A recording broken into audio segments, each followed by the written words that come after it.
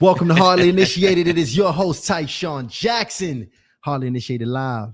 Yes. Here with Ryan Ketchens. Let's get it popping. Yes, sir. We're about to go crazy tonight. Now, this is the thing. We got something very special for y'all because we actually got the solo. Just me and Ty. Yes. It's a duet. It's a duet. It's going to be here, me and Ryan running this tonight, but we're going to have a very fun show, y'all. We're going to mix it up tonight. We're going to be doing a mix of some call-ins. We're going to be talking to the people, and we will also be doing the second ever edition of Hardly in Love. We literally got our bachelor and bachelorette backstage right now, ready to come out. And we're going to see if we can find love today. So we're going to run it back. So it's going to be a very fun show today, guys. Absolutely. Now, this is the thing, guys. We're taking this feedback very seriously. So we got hit up. You already done told us about some things that we need to change about Hardly in Love. Obviously, we can't fix it all at once. But today you will see some changes. And hopefully, I'm thinking it'll be for the better. What you think, Ty? It's always going to be for the better. We get better and better every day, y'all. That's what we live for. That's what we do. We get better and better every day. What I want y'all to do here, because the initiates are coming in heavy in the chat right now. Go ahead, yo. Drop your cities as y'all come in. Let me see where y'all are coming from, initiates. Where you at? Yeah. We got wifey hold down the chat, and she's like, yo, Tammy is coming in hot. Shout out to Tammy who just joined the membership. Shout out to VJ. Shout out to VJ for sending over that for sending over that super chat. And shout out to Berdella Barrow for joining the membership too. Guys, we got over 400 members. We're getting very, very close to 450. So please invite your initiates. Yes, let me put some respect on that. So make sure you continue to share and invite and encourage other people to join the membership, because we're only going to be giving y'all the best. And the members, as we grow, as we figure out how to do all these surveys and all these things, the members are going to help guide the channel. Tysean, let's kick off the announcements. That's cool with you? South Florida, Brooklyn, New York, Arizona, Houston, ATL, Vegas, St. Louis. Shout out to all the cities up in here right now. Absolutely. Now, Facebook, welcome. We got you multicast. We got you streaming. We only give you 30 minutes. Everybody on the chat and YouTube is waiting for you to come over. So after that 30 minutes, go ahead and shut down the Facebook and come over here to YouTube. Also, guys, we got some really new things coming. We're going to get very active. We're going to start getting more active with the announcements and such in the YouTube post. So look out for those over the next week. And also, guys, everybody's been asking us about these custom emojis. We got you the badges. The emojis are currently under construction. I have one of them is going to be a big picture of my face. Can we do that, Ty? Yeah, we're going to do that. We're going to do that. Guys, also, every super chat is appreciated and highlighted on the screen, but any super chat at $10 or above, of course, will be read live on air by myself or Tysean. And all super chats go to this month's goal of $3,500, so we can go ahead and get the soundproof and the sound treatment in the studio, guys. And the last thing, listen, I'm going to drop this link, top 10 dating and connection questions. Go ahead and send us over the information. I know we owe a lot of y'all the actual top 10 dating and connection questions. Don't worry, it's already ready. We just got to get that delivery system on point, which it should be within the next couple of weeks, guys. So be patient with us. Yes, you guys go ahead and be patient. Excited to go about having this conversation today, y'all, because we going ahead and we talking to our single folks. My single folks in here, look, I see y'all dropping y'all cities, but I'm going to ask for one more thing here. If you single in the chat, drop single real quick in here. If you single in the chat, drop single right now. If you're watching the pre-recorded, put it in the comments. I want to see who's single in here, because y'all got to get y'all dating game right. I'm hearing a lot of stories in the streets, and I'm telling you, it's crazy right now. The stories ain't good. Yeah. The dating streets is crazy. I hear people say all the time, man, it's the dating pool got pee in it and all that stuff. And you know, I'm not really having that experience. Here's the thing. I think if you know how to navigate these streets and you know how to date, your experience dating can be very, very different from the person even right next door to you. And that's what I want to talk about today, because we're going to be talking about how to perfect that first date. Yeah, we need that, because the thing is, the amount of people we actually get reach out to is to give them game. I mean, whether we seeing the single ladies and single men on the streets, or through the chat, through the email, through the Instagram, everybody is having issue with this dating thing. So we got to get y'all right. Now, I don't know if Delano can put us on a wide screen, but guys, I got my laptop out. I got my pen. I got my pad. I got my phone, because I had to put together a little bit of a formula so we can make sure we really get you this information and the resources that you need to, at a minimum, be able to secure and be successful on that first date. Now, this is the thing, Tysean, I got a question for you. How would you define a successful first date? You know, it depends on where you at in life. Let's Right? talk to the wholesome Ty right now. Okay, let's talk to the wholesome Ty, because you asked me that question. You asked me that question a few years back. A successful first date is unfortunately is ending with some sex. And that's the reality of the situation. And that's the date. And see, ladies, if y'all out here, it's men out here that's really with that mindset. Like their goal is to sleep with you this night. If they don't sleep with you, the sole goal. Like if they don't sleep with you, then it was an L to them. Like the date was not, it didn't necessarily go how they wanted it to go.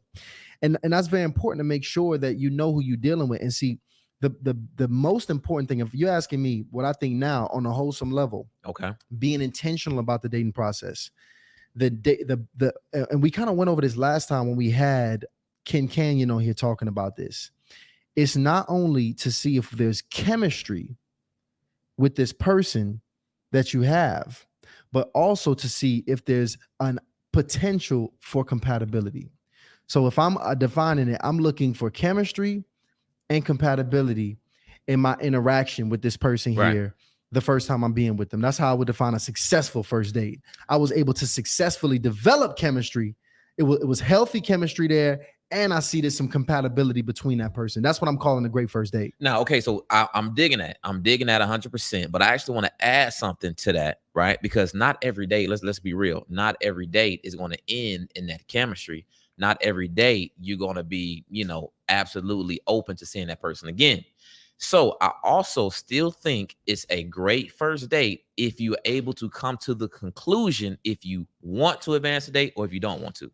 Because if you're in the date and you're unsure, I would consider that's a so-so date, because you got to make sure you don't waste your time. So if you're not absolutely convinced that you want to go on this next date, then you need to be absolutely convinced that you don't want to go on this date. So either way, whether it's chemistry or no chemistry, as long as you come to the definitive conclusion and decision whether you want to go right or left, I still consider that a good date. No, honestly, that's a really good point, because I do think a lot of people are not very clear with what they want, period.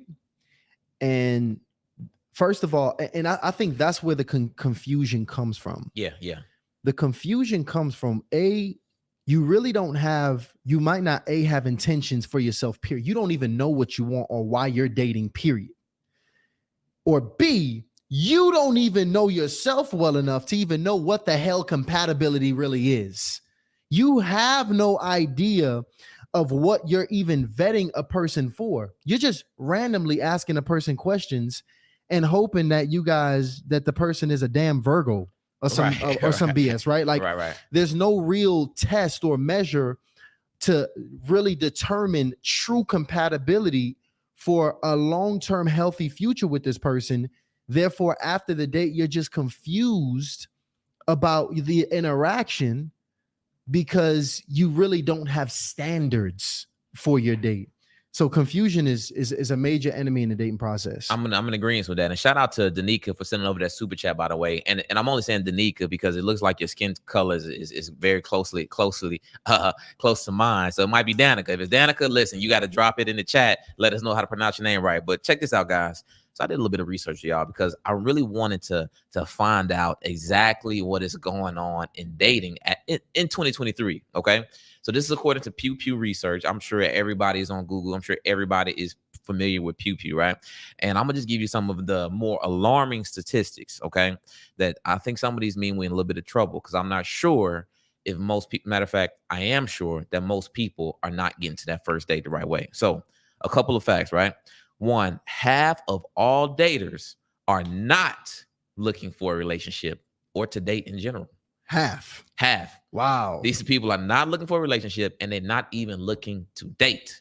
So these are people that's really just like, yo, Netflix and chill, okay? Long distance relationships are the biggest deal breaker for daters, because I know a lot of ladies been asking for that. What about the long-term relationship? Can I find love long distance? Yes, you can. But according to Pew Pew, okay, long distance is a huge deal breaker. So this means you're going to have to figure out how to get active within your neighboring community, okay? Here goes another one. 50% of daters prefer to have a phone conversation prior to the date. Now, this is me. I'm old school, very traditional. So there's no way I'm going to take you out on a date before I have at least a FaceTime or a phone conversation with you. But the thing is, soft skills, improv skills, these are some things that are missing from the average person. Yeah. So it means that most people expect a phone conversation and you out there relying on your text game, then 9 times out of 10, you might not be able to actually confirm or secure that date. So it's a big issue for people. Yeah. I got a couple more. 70% of daters experience awkward silences on the date. That never happens to me, by the way.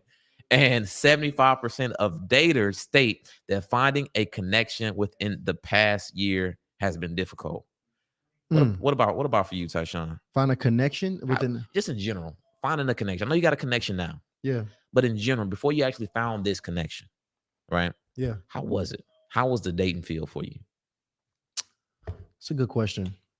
You know, when it came to dating, man, I actually, had really good experiences for the most part on the spectrum of the reality of the situation is, guys, it's going to be some BS as it relates to dating. There's no such thing as a perfect process. You're going to meet some people that you don't have synergy with. You're going to meet some people that you don't have chemistry with. You're going to meet some people that you just find out that you're not really attracted to them for whatever reason it might be. But as I matured, like the last year of my dating process, before I started to seriously start dating the young lady I'm dating now, I would say that the young ladies that I met were actually pretty dope. They were actually pretty dope.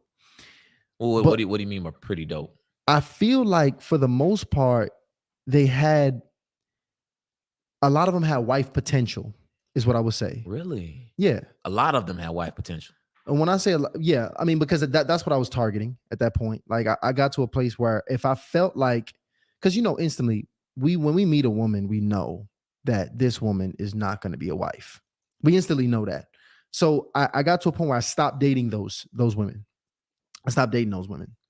So the women that actually made it to the date, I at least thought, without knowing them on the surface, that she might be a wife just by the aesthetic and the brief interaction I might have had with her. Gotcha. So that alone was a big deal for me. So for example, right?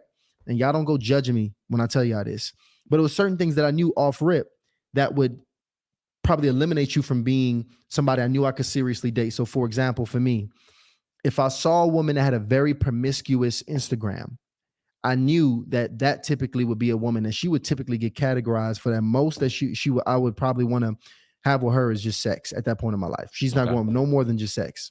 I stopped pursuing those women and started only actually dating women that didn't meet those criteria. So that alone filtered a lot out for me. And that's just one example, but that alone meant that the women that I actually started dating actually had a shot. Okay. But the reality of the situation is that don't mean that they're going to actually be right for me. So I knew, and when I say wife potential, I've dated women that I know will be good wives, but that don't mean that I'm a wife them. But I realized that because I started having, I started wanting to pick women differently. The women I actually started going out with, that's what I mean by that. They were actually pretty dope. But again, me personally, I'm pretty picky. I'm not gonna lie. Okay. Nothing wrong with being selective. I'm picky. Okay. That's not, I don't know if that's good. Because it'll never be the perfect one. No, I know. Yeah. And even and I did, and that was something that I even now have to, you got to really work on. And there's some people in here that's probably working on that right now. Yeah. Like you can't be unrealistically putting together this build a person that you're looking for. And I used to do that in my mind. Right, I did a lot. Right. So and let's just be real. The older you get, the less tolerant, the less shit you willing to deal with, which is also a problem. Absolutely. Yeah. Absolutely. And the reality of the situation is, although I did run into, some experiences that I didn't like, I still think for the most part, man, I generally, man, I had a great time dating, man. Like I really loved the entire process. And I loved it. The thing is, from eligible bachelors, not average bachelors, but the eligible ones, I typically hear a pretty good experience, whether it's the guys just having a good time or it's guys who actually dating and vetting to find a significant other. But, those are usually, when I hear that, though, that's usually the guys that are not very serious. The guys who are very serious, they actually tell me they're having some issues. So, we're going to talk about that in a second. But guys, listen to this. I just dropped a poll, all right? How has your dating experience been over the past 6 months? Now, we got over 400 people in the room, which I appreciate because it's just me and Ty today. So that makes me feel very good, guys. Very good. So shout out to me and Ty. Now, how was your dating experience over the past 6 months? You either not dating or can't get a date, okay? Not good or bad dates. So let's be very honest. Good, you out there, you making some genuine connections. Maybe you haven't found the right person, but maybe you found a connection where you can kind of pick up at a later date, or a meeting chance encounter turned into some kind of friend or associate, right? And the last one is great. I have serious interest. Now, this is what I mean by serious interest, all right? This is not just somebody that you are seriously interested in. This is somebody who is seriously interested in you and somebody who you can actually see yourself with in the long term. So don't give me the BS talking about you got serious interest when you the only one interested, or that person is really not somebody that you actually are seriously considering being with in the future. Facts. So guys, we got over 100 votes. I'm actually leave that up for a second. What I want to do, guys, okay, while I leave that up, I want to get into talking about attraction. Now, this is the thing. We done had a lot of coaches. We done had Dr. Stacy come up here. We done had Coach Cass come up here. We done had Coach Ken. I mean, Stephon Speaks. We had a lot of people come, but I don't think I've ever really heard from me and Ty when it comes to attraction, guys. So that's where it all begins. That's where it all begins, right? Now, this is the thing. I want to make sure that people actually understand what attractiveness means. So I did my due diligence, right? Y'all know how I am. I'm a researcher. So I looked this up. According to Google, which is a trusted source. Trusted. Attractiveness is the quality of being pleasing or appealing to the senses. What's your general thought about that, Tysean? Your general thoughts about that? I'm thinking it's 5 senses. Exactly. So let's go over those senses. You know them. This is elementary, right? You got sight, feel, or touch, I should say, right? Sight, touch, taste. Oh, that's kind of crazy, right there, right? Not first date. Yeah, relax, y'all. Yeah. Relax. Scent. Or smell. Yeah. Smell. And then we got, I'm missing one. Honestly, what you got? Help us out. What is the other fifth one? Because I remember, it's the basic needs, and then it's the senses. What are we missing, y'all? Touch, feel, sight, taste, and then it's Delano. Do you hearing? Hearing, yes. Oh, that's oh my God, that's so important. Yeah. So that is very important. Now, this is the thing, guys. The reason I bring that up, okay, is because if you want to be attractive, you got to appeal to the senses. You got to. So you literally, and this is according to Google, right? So you literally have to consider how do I appeal to someone's sense of smell? Because that, in terms of attraction and first date, smell is high priority. Get the pheromones going. You got to get that going, right? You got to think about, now, touch, that's a little different. You get on the first date, touch is going to be important. Maybe not at that attraction level, kind of depending on how comfortable you get with somebody. Yeah. But in general, if a young lady grabs your hand or your arms, you want to have firm hands, right? Whether you handshake, you want to give a firm hug. So you still, even in the attraction phase, you still may have opportunity to touch. So if a young lady or young man reaches to touch your hand and you open to it, and they feel that gray, that ashiness, they might not like that. Because me personally, I like to touch ladies who have soft hands. I like a moisturized woman. Gotta be more heavily moisturized. I like a moisturized woman. Now here's one thing though that's good, fellas. To have some good callus on your hands, that's good. All right. To have some callus on your hands, that's good. Now, even if the lady complains, not scratchy, not too scratchy, though. She respects you. Okay. If she'll still respect you that you got some callus, because you got to earn that callus on your hand. But yeah, touch is very important. Touch is very important. And guys, the eyes, I mean, that's the secret right there. You have to be visibly appealing. So this is guys from head to your toe, visually appealing. Now we're going to get into some of the nuances of that, but very important. Now, we almost forgot about this one though. The hearing. Yeah. We almost forgot about that. Important. Very important. Now, I tell Tysean this all the time. I'm like, man, one of the things, I don't know if I ever share this with y'all, but my voice can get a little crackly sometimes. You know what I mean? When I'm talking too fast, I get too excited. I'm in a rush. It can get a little cracky.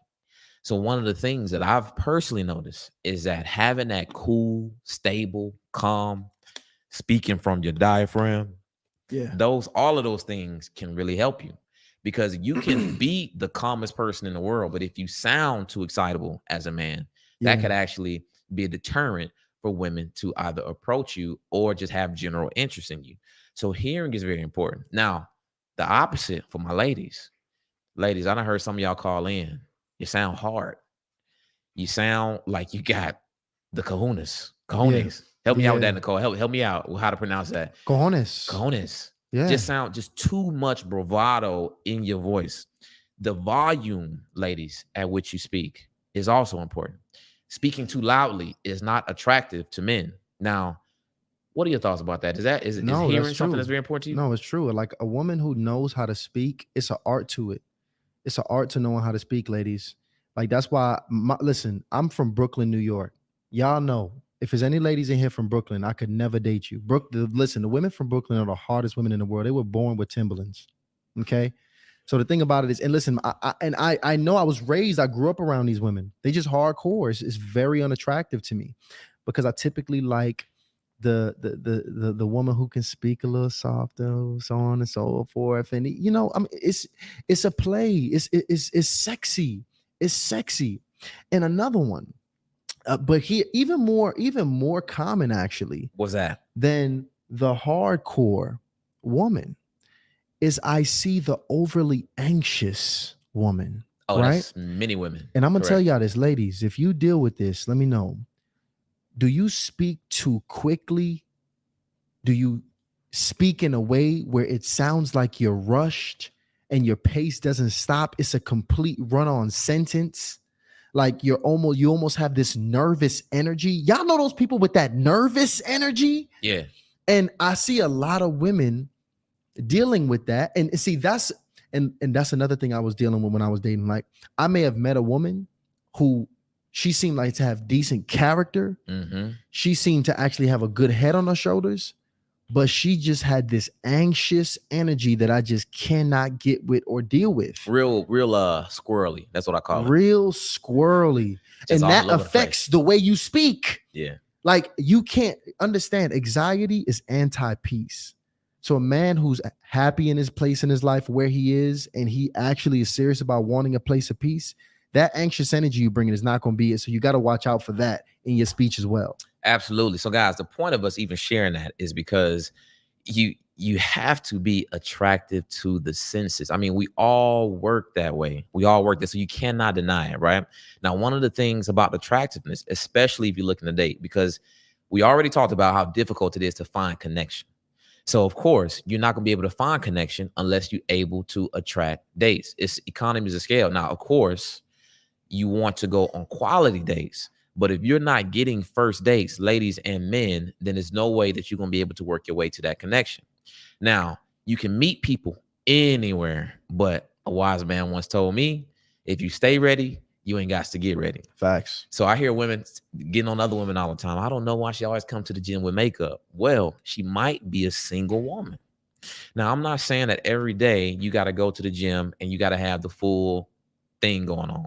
But if you see a woman who is typically got her stuff together, she's smelling good, she's got her makeup done, she got her hair right, she's going to the gym, well, she might actually be going there to find an eligible bachelor, which is nothing wrong with that. But what I say that is because this woman is probably also likely to go to the grocery store like that. She's probably also likely to go on a walk like that. She's likely to go to a friend's gathering or a party or the club, or anywhere she goes, she's likely to stay ready. Because like I told y'all, if you stay ready, you don't got to get ready. And this is the thing. You can meet people anywhere. Facts. Anywhere. So let me ask you this time. Where's the last place you actually met a young lady at? I mean, I meet young ladies all the time. Give me an example. Think about the last time I met a young lady. I met a young lady at the grocery store. That's a good one. It was at the grocery store. It was right at Publix. Did she have some perishable items in the cart? She did not have perishable items in her cart. She had Frosted Flakes. A bunch of damn waffles and frozen waffles. That's not good. Nah, it was terrible.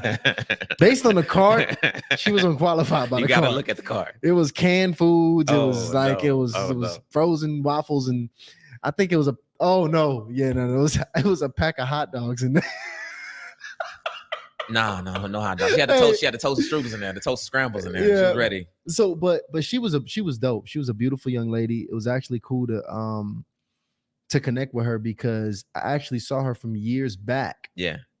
And from college, and she's doing very, very well now. She's a therapist, and it was really dope. She looked good. She was well kept, and see, that's what it is when you talk about being appealing to the senses, especially the eyes. Guys, it's not even nothing crazy. It's just basic grooming. So you're just talking about having your moisturizer right, having a decent scent on, and even if it's something simple, because its simplicity is dope too. Actually, the young lady, she had on an athleisure fit. So she had on like the jogging pants. She had on it was like one of the jackets that you can wear. And she had some braids and it was in a ponytail. Right. And she looked dope. Mm-hmm. She looked super dope. It was nothing crazy. I don't even think she had on makeup. But she looked very approachable, very down to earth, but still well kept. And that's good. That's all you need. That's like that. That's like the approachable formula right there. Right. Like most guys would have probably walked up to her and talked to her. So yes, I mean, she could have had a bonnet on. She could have had house slippers on. Now, this is the thing. We probably got some I'm not even looking at the chat, guys. I'm focused on y'all. We probably got some people in the chat. They probably saying, well, he got to take me how I am every day. But this is the thing. Once you get into that relationship and that man has committed to you, okay, or at least it is heading toward commitment, then I completely understand that you're not always going to be ready 100% of the time. Right. But right now, we're talking about first impression. Your first impression got to be on point. So yes, my closet is not filled with a bunch of stuff, luxury items with a bunch of tags that ain't been popped on it. But I'm going to have something decent and I'm going to have something presentable. And if I'm looking to attract a woman, then I am going to make sure I present myself in that way. That's a fact. And I'm not going to be using no excuses, right? So if I'm going out somewhere, now this is the thing, I switch it up, right? In this season where I'm at now, I'm trying to turn the attraction all the way down. I really am trying to turn it all the way down. So you're going to see me now. I'm going to have my black t-shirt and my jeans on. I'm going to always have some nice kicks on, but I am trying to chill. I am not trying to do nothing special, right? But when I am looking to turn it up, I'm going to make sure I got my jewelry on, my very conservative, but still have my jewelry on. I'm going to have my cologne going. I always got my haircut, right? But I do certain things based on what I'm trying to get. Now, I'm not going to go out there in gym shorts and a raggedy t-shirt after I just got finished, washing my car or cutting the grass or something, and then be upset if a young lady might not be attracted to me if I'm going to the grocery store. So you just got to make sure that you always prepare yourself to be able to set that first layer of attraction because it's the first impression. Now, it is some do's and don'ts. This is the thing, because what Tysean described, I thought was good. That's a young lady who's presenting herself fashionably, still conservatively, and she's drawing some attention and some interest from you, right? Yep. Now, this is the thing, because I got some women that's like, cool, but that's not my style. The thing, if your style is ass out and tits out, then that is what you're going to attract. So I want to go over this real quick because it's levels of attract. It's different. It's literally different types of attractiveness. All right. So I'm going to go through these with y'all real quick. The first one is you got physical attraction. Very simple, right? Is, hey, I am physically attracted to this person. So I am interested in this person just off their aesthetic, just off how they groom, how they look, right? Yeah. The second thing you got is emotional attraction. Okay. Now, emotional attraction is a little different. Emotional attraction is when somebody has not opened themselves up to you, but they have presented themselves in a way that makes you feel comfortable and soothed with sharing things with them. All right. I get this a lot of time from ladies I talk to. It could be the first time I speak to them. They're like, man, Ryan, I don't even know how you got me telling you all this stuff, right? Mm-hmm. That's because I'm emotionally attractive, right? So ladies, you can also position yourself to be emotionally attractive, to where you can get a man to be honest with you about his intention. And because men, a lot of times, we like to be ambiguous and duplicitous. But to a woman that is able to position herself, a guy will literally be like, man, like he would just shy away from pursuing you because he knows you have presented yourself like this, where he can't even be dishonest with you. Yeah. That's like a real thing, ladies. It's a real thing where you can actually deflect and prevent guys from being dishonest with you with a certain type of energy. Now you got this third one, which is romantic energy. Now, the romantic energy is not just going to come on the first date, the attraction. Romantic energy comes after the first date. So this is not even something that you guys should even be considering right now, is romantic energy. This is the person who wants to, they ready to curl up with you, they ready to really spend time with you, be under you. That's the romantic energy. So that's really not typically going to come until after the first date. And then, of course, you got sexual energy. Now, that's the thing. Or sexual attraction. The guys like to lead with the sexual attraction. That's what guys at. A lot of guys make this mistake.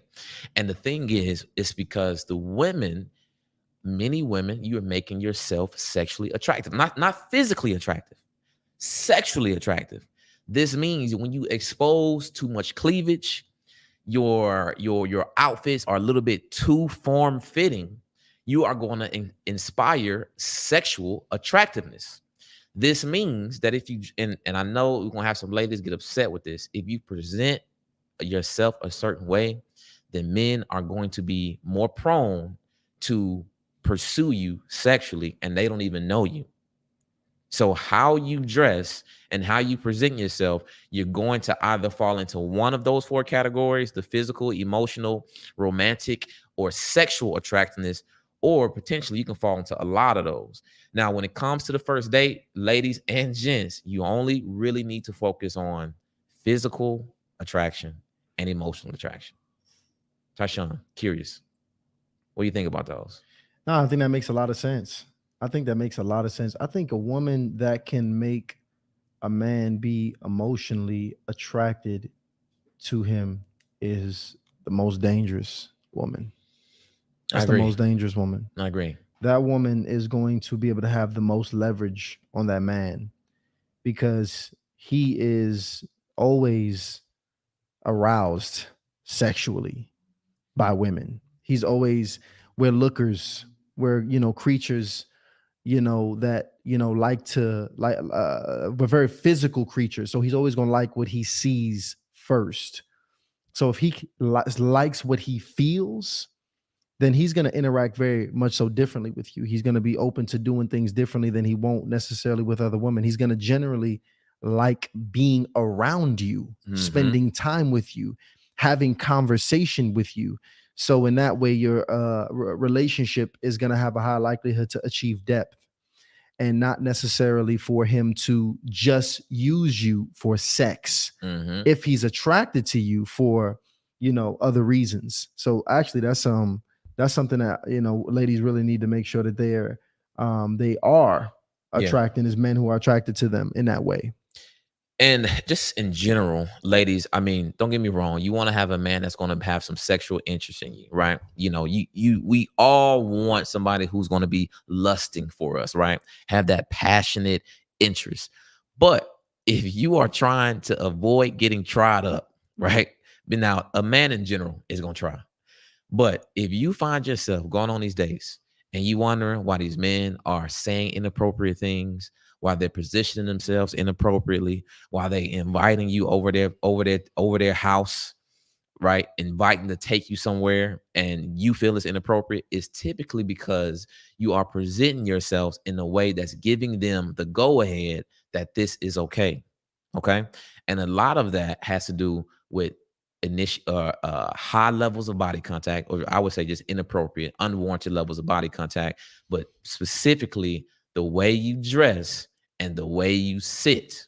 Very important. But real quick, before we continue, I want to go ahead and close out this poll and let the Facebook group go real quick. Let them go, Facebook group. We got to get you up out of here. Come over and join us on the YouTube channel, Hardly Initiated on YouTube, and join this chat. Somebody said, why don't y'all hold men accountable? We hold men accountable all the time, ladies. Come on now. Now look, we got this this poll going. We got 232 votes. How has your dating experience been over the past 6 months? You got not dating, can't get a date, not good, bad dates, good, made some connections, and great, I have serious interest. So it looks like, wow, this is crazy. But expected. This is crazy, but this is expected. It looks like, wow, most people either can't get a date or is not dating. That's interesting right there. Wow. And then after that, you got a pretty substantial group of people that's going on bad dates. So pretty much it's 30% of people having a good time, and it's pretty much 70% of people not having a great time at all. Damn. That's interesting. Yeah, that sounds accurate though. That's very interesting. I mean, you want to go ahead and hear about it now? Because I mean, I'm kind of curious. Yeah, you want to take some calls, or you want to? No, let's take some calls. Ladies and gentlemen, so I want to take some calls, and what I would like to hear is an issue that you've been having either on the way to a first date or actually on the first date. Because the thing is, I want to talk about some approach. I want to talk about some do's and don'ts. And I want to talk about, go ahead and throw that call in up, Lano. Go ahead and throw that call in up. And y'all remember, we got the Harley and Love segment that's about to pop off later. So y'all go ahead and stay live and direct with us here, because the Harley and Love segment will be happening. We're going to bring two amazing, a bachelor and a bachelorette on here. And we're going to see if we can find some love today. So we talking about dating. Yeah. We talking about attraction. We talking about the approach. We're going to see if we can actually make it here, because we don't just want to talk about love. We want to be about it. So we're going to see if it pops off. So y'all hang around here, because it's going to be a great show. We are just getting warmed up here. As a matter of fact, what I want y'all to do is, can y'all please get us to 300 likes really quickly, because the show just started. We got 626 people in the room. The family's in here tonight. You got to call in? Go ahead. Get us to 300 likes, okay? Go ahead and take that call in, Lana. Let's do it. Get us to 300 likes, all right? It is the initiation hotline, baby. Can we hit the hotline bling real quick? And this is the thing. I know when the hotline bling. Yeah. Ooh, I like that. It's that time, yo, baby. Yo, Lana, you added that one? That's the sauce, man. Yeah, he don't be hitting them sounds with him, man. Now, this is the thing. I don't claim to be a dating expert whatsoever, but I done went on enough dates, and I done been with been in the company of quite a bit of attractive women. So I've studied. I really studied this thing. Who we got? We got somebody, Lana, or what? Nah, okay. Don't worry. The calls, he getting the calls right over there. He getting the calls right. Don't worry. Okay, guys. So listen, we talked a bit about attraction. All right. We talked attraction is key. Now, this is the thing. Once you have already identified that you got the game and you leave your house, you are in attraction mode, right? Yeah. We got to talk about the approach, because this is where a lot of people, especially my men are afraid to approach these women. Very curious, Todd. Why do you think men are afraid to approach women? I mean, because honestly, man, it's a few reasons I think men are afraid to approach women. One, I think the soft skills of approaching women are not as prevalent in our men as it used to. As the digital age creeps in, guys, we do lose certain skills in our culture. The norms just change a bit. So when you talk about a guy, it being appropriate culturally for him to walk up and pull a girl, a lot of guys, I'm hearing a lot of guys, they just not doing that as often. Like, guys, you're hearing them a lot more frequently wanting to either approach women online, right? Online. That's what they're more socially wanting to do. Well, hold on. Looks like we got a call in. We got, that's good. That's cool. You hearing the call, right? We got somebody here. Yes. Yes. Can you hear us? Yes, I can hear you guys. I'm here. Hey, what's up? Welcome to the show. Listen, give us your age, your location, and what's your question? I am 35, in Charlotte, North Carolina. Nice. And my question, or my issue that I've had lately with, I guess, quote unquote dating, is that when I meet men out, and we exchange numbers and whatnot, it just seems like there's a lack of effort to go on an actual date. Like, they want to come hang out, they want to chill, and I'm not about that. And so things just kind of fizzle out. And these are like the only type of men that I've been, like, I don't know, I guess attracting. But that's been the issue. I feel like it's just a lack of effort of one to actually court me. And I'm at a point in my life now where I'm not doing that hanging out and the chilling and coming over to my house and vice versa. And so I don't know how to kind of get around that. Where do you typically meet guys? A lot is like the gas station, the grocery store. Um, Or that's more pretty much specifically, it. the last hmm guy that didn't apply effort, where did you meet him? Actually met him at my part-time job, um, which is at a hotel. um, and he was seemed very, very interested. Got my number. We kind of talked a little bit. And then he asked, when could he see me? And I was like, well, plan something and I'll make time. And he was like, okay, yeah, it's cool. And he's like, I could come hang out. And I was like, no, I don't let people at my house. I don't bring people to my house. And then and then it was over. Okay. Yeah, what a weird dude. So pretty much, I mean, he's a tire kicker. He just wants to hang out, probably wants to get some sex, wants to just be casual. Yeah. Everything about that is a casual interaction. Yeah. Hey, let's just Right. hang, right? Like, Yeah. nope. And see, that's the thing. When you think about a guy who is intentional about what he wants, he's intentional from the start. Meaning he's intentional about, making sure he secures your contact information, like secures your number, not your Instagram, right? Not your social media. Any guy that tries to go for your social media first, you clearly know what's going on with this guy. He's intentional about actually planning out a situation where he can actually vet you to make sure that you are somebody that he even wants to spend his time with. Like, he's very intentional about these, the process. And when you see a guy who is casually operating, you understand that's how he's operating in that part of his life, and that's how he's going to operate with you. And you can even tell that that's probably, if I'm assuming you want to date seriously, correct? Yes. hmm Instantly you see somebody who's operating in this non-serious manner about even setting up a time to meet you or even having something planned for you. It's just a clear indicator that this is not going to be, this is not going to be something that works. But here's the thing I've been hearing though. It's interesting because, don't get me wrong, we can get lucky, right? Like, we might get lucky at a gas station. You might get lucky at a grocery store. And I don't know what hotel you work at, but if you're not working at, if you're working at a regular hotel, you might get lucky that some guy like that just kind of walks in and is going to be intentional about wanting to be with you or court you. Yeah. But I think you might have to apply a level of, if that's really what you want, you might really have to apply a level of intention in that too. And and intention, and even when we were talking about the attraction, right? Like, making sure you getting approached, right? So obviously you look a certain way. I don't know how you looking and how you dressing outside. I mean, you get approached at gas stations, I would imagine you probably blow bodied up. You're probably an attractive woman, right? I would say so myself. Okay. Make sure that the way you presenting yourself though, make sure you're not causing any unwarranted attention with how you're presenting yourself out here.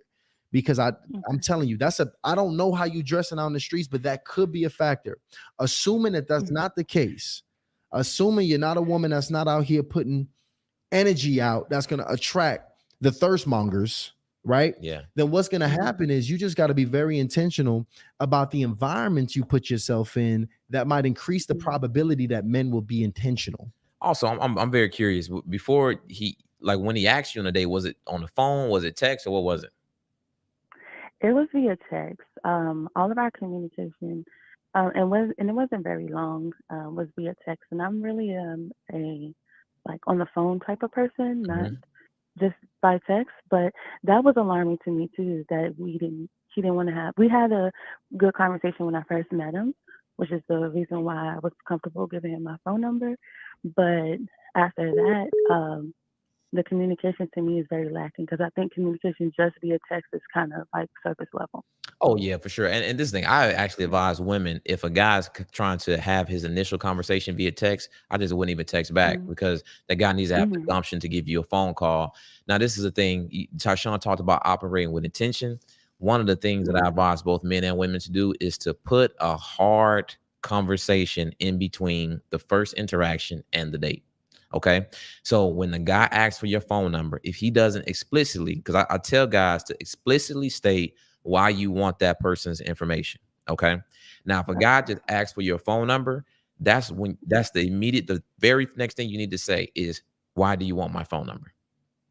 Oh, okay. Very next thing. I like that. Okay. Absolutely. Not a guy at that point. Now, there's a couple of things. This is how you weed out the weak ones. The weak ones gonna get real, what's they call it? Clammy, real sweaty, real stuttery, right?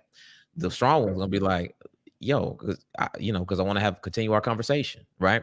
So if the guy explicitly states after you ask him why he wants to get your phone number, then that's good enough reason, assuming you comfortable with him in that initial conversation, to get their phone number. Now, another thing, okay, when that person gives you a call and you having a conversation, you can find out very easily if this is the type of guy that's going to be willing to take you on a date. You ask a question like, hey, where did you go for the last date you've been on? When was the last date you've been on? How did the last date go? Right?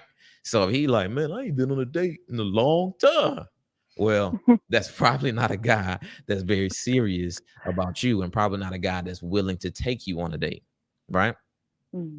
So those very simple things, ladies and gents, if you add that I always do that. It's a hard stop, because it's no initial. I'll be just real with y'all. The more self-worth you have, the less willing you can be willing to go out with somebody after just the first conversation. That's really what it comes down to. Me, I'm not even finna be like, we got a brand.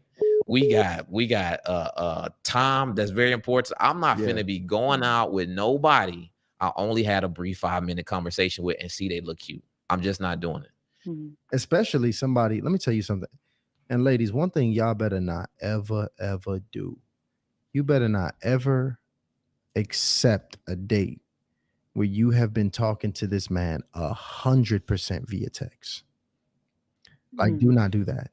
He took no initiative to ever pick up the phone to schedule anything with you. Don't do that. It's just a lack of seriousness there. Everything about it is you're already becoming very convenient there, right? Like, you just make sure you're very serious about, and that's in some ways I wouldn't even consider that safe. You know, you just really want to make sure you're having a conversation to really get to know the person that you're spending time with. And if you're having, the thing about it is, it sounds like you're not even really making it to the first date mark. You're just really finding people that are just not so non-intentional. They're not even wanting to plan a first date, correct?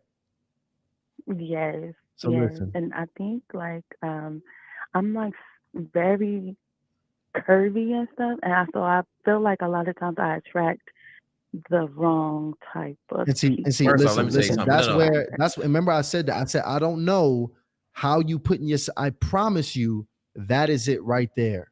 Let me tell you, it is a blessing and a curse having that body looking crazy. Let me tell you something. When she said she could approach at the gas station, I instantly knew the body.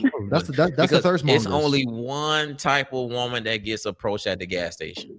And that's the one where her body can be viewed from across the street. It's like that Miss Parker. Yes, they will pay for your gas. They're gonna come up to they're gonna be all on you. Everybody in the gas station gonna be all on you. It's the vultures that's hanging outside in front of the gas station.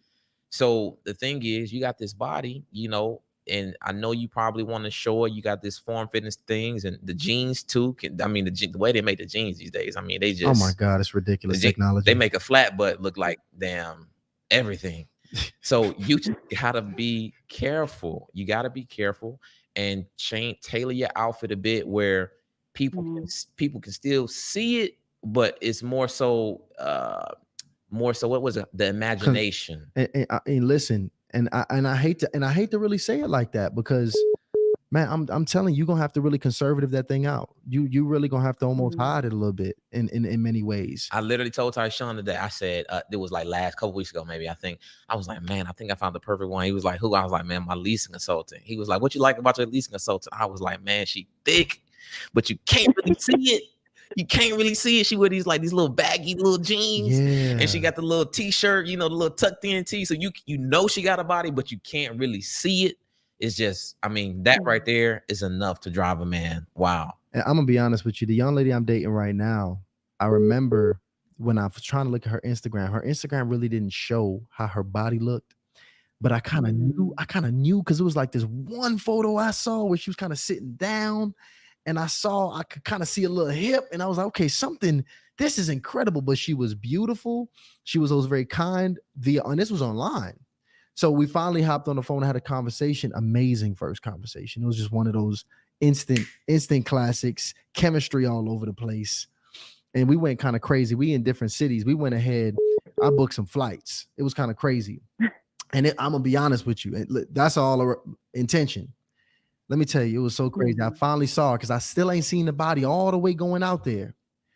And she came out. She had the jumpsuit on, the sweatsuit, and I already was connected up here with her. It was an emotional attraction already prior. I was physically attracted to. She's a beautiful girl, pretty girl. But boy, when I finally saw she hopped out, I hopped out the car, parked the car, saw her walk to me. I said, oh, Jesus, all that. Oh, my God, it's this jackpot, right? But that wasn't the initial thing that brought me there, though. Right. And if that's the initial thing that guys are attracted to when they bring, is bringing them to you, you're going to get a lot of low-level brothers coming to you. So it's going to be more filtering for you. It's a blessing and a curse. But sister, look, hang out in here. We got some more coming for you. So just hang out in here, okay? Okay, I will. We appreciate you. Okay. All right.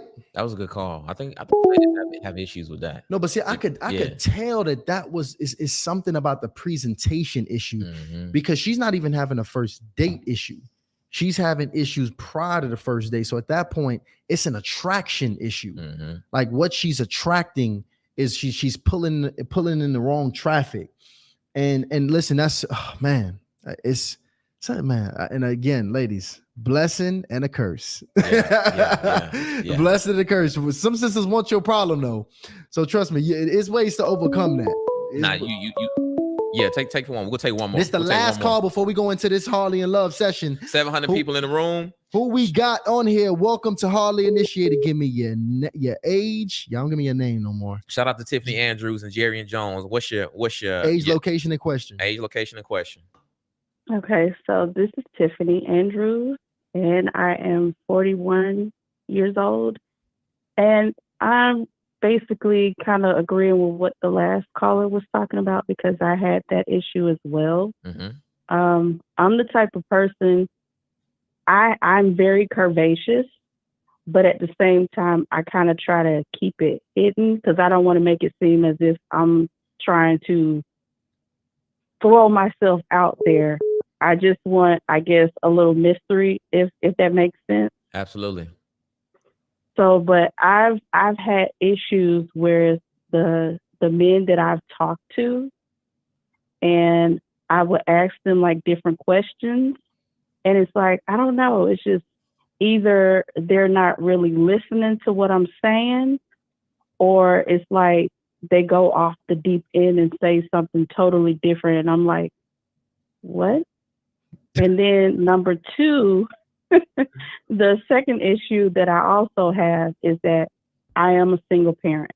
I have a 10-year-old. So the last guy that I was talking to wanted to see me so badly. It was like he wanted me to put my daughter before him. And that's not going to fly with me. I would never put my child last before anybody. That's not how I roll. So, and I let him know this. And of course, he got very upset. And I'm like, you know what? You have a good day, have a nice life, and you won't hear from me again, ever. Okay, so we got two things going on. Yeah. So I want to make sure I'm clear on the first one. The first one is that you have a conversation with these men and not really listening. No, they're not. Okay, and I'm assuming this on the first date, before the first date, or when? During the first date. Okay, so now this may or may not be the issue. So we're gonna figure this out together. Now, one of the things this was actually about 3 months ago. Okay, 3 months ago, at the farmers market, and I see a lady. You know, she's a beautiful lady, and I could see she was looking at me. You know, and I'm focused. I'm like, listen, I'm getting my cooking stuff. You know, I'm ready to give me some groceries. So she comes up to me. Right. She already got a buggy. She just come up to me and she looks at me. She said, "Hey, my buggy broke. I need to get another buggy." And I just Wow. right. I'm having a conversation. Now she just want to talk to me. Now the thing is, I'm having a conversation with her. Her phone is ringing. Her sister's coming up, and she just starts to rush the conversation. And she's like, "Hey, well, you want my number?"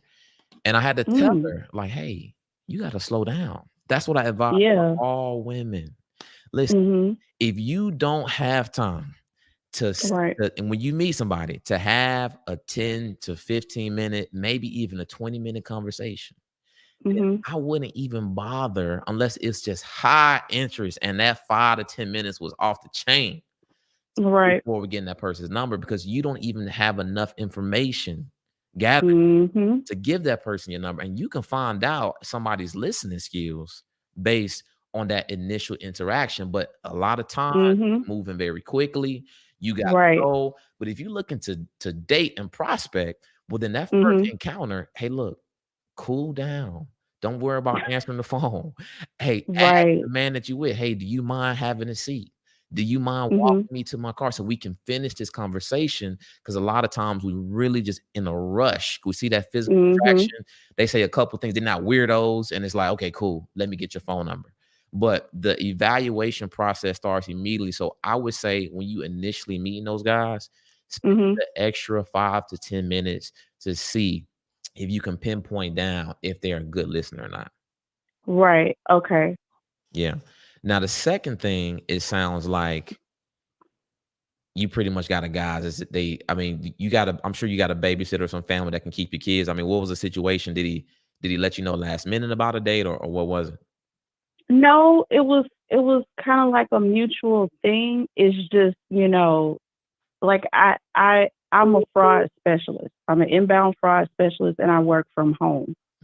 So I work for a bank. So it's kind of hard. My schedule is kind of tricky because I never know when I'm going to be off until I can see like my schedule, like maybe 2, maybe 3 weeks in advance. So it is kind of tricky. And I do have family members that will watch my daughter, but like I said, I have to kind of like work around my schedule because I am so busy, and it can be I forgot the word I was looking for, but it can be really tricky. But I try and make time for myself. But it was like the guy was just very, very persistent about wanting me to see him. He wanted to see me, and it was as if like, okay, I was telling him what my situation. He knew what my situation was, but it's like he wasn't hearing it. So then, quick question here. Yeah. Did he have kids? They're grown. Okay, he got grown kids. And yes. For the most part, your interactions with his brother, was he pretty intentional? Did he date you? Was he, present on the dates? Was he kind of playing his part? So the thing is, how we met was I just moved into my apartment, and he was fixing something of mine that I had ordered online, and we started talking that way. But it was as if, like I said, we were getting to know one another, and I liked talking to him because he liked making me laugh, and I love a man who can really make me laugh. So he just kept making me feel comfortable, making me laugh. I want to understand. Did he take you on dates? No, that was the problem, and I fought myself on it too. So y'all never went on dates? The only date we went to was to his house, to his apartment. Were y'all sexually involved? Unfortunately, that one time. Okay, so y'all did have. Yes, and that was my mistake. Okay, so now we get to the bottom of it right now. Right. Because what happens is this brother here was hitting you up because he wanted to see. Y'all wasn't doing much besides because he lives near you, correct? Yes. Okay, so it's a very convenient relationship. You got to be very careful with those relationships based on convenience. Get somebody who's right down the street. And then, I'm telling you, when that happens to, it's very easy for people to feel entitled in those convenient relationships. Oh, yeah. Because you're right there. They feel like it's so easy for you to just make time for him at any point in time. Then you done had sex with him. He's never put you on a date. The entitlement is through the roof. And Mhm. at the end of the day, if this was a brother who was actually on his game and he was Mhm. being intentional about dating you, I would say, hey, I was going to take this a different route. But at the point you had sex with a guy who was never being intentional about you in the first place, I mean, Mhm. you don't need to be dealing with that brother at all. That has nothing to do with you not having time for your child. That has to do with this tone that you set for a relationship. Now, men, Right. we're very Right. linear in thinking. Once you gave it up Mhm. without any, really due diligence or dating or courting, that is no coming back from that.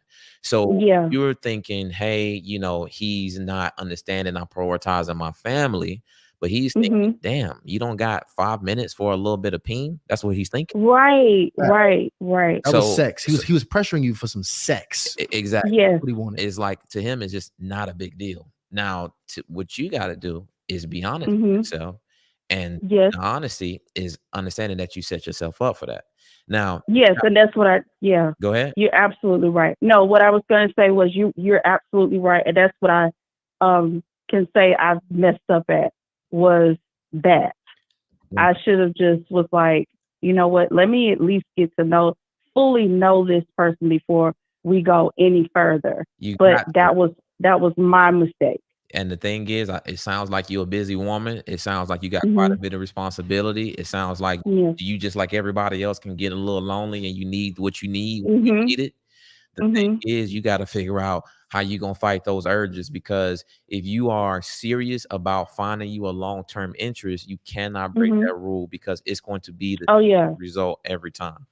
Right, right. Yeah. And I definitely learned my lesson because I do want to be in a serious relationship because but at the same time, I also want this person to understand that I do have a child No, no, and no, my no, no, no. child Hold on, is wait. going to go first, Listen, come first. stop Yeah. explaining stuff to this person. This person is not it.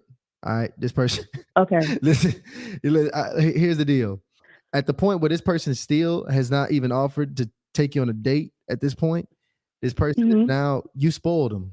Yeah, all right? it's not even about No. What I'm saying is like the next person that I meet. Yes. Yes. Yes.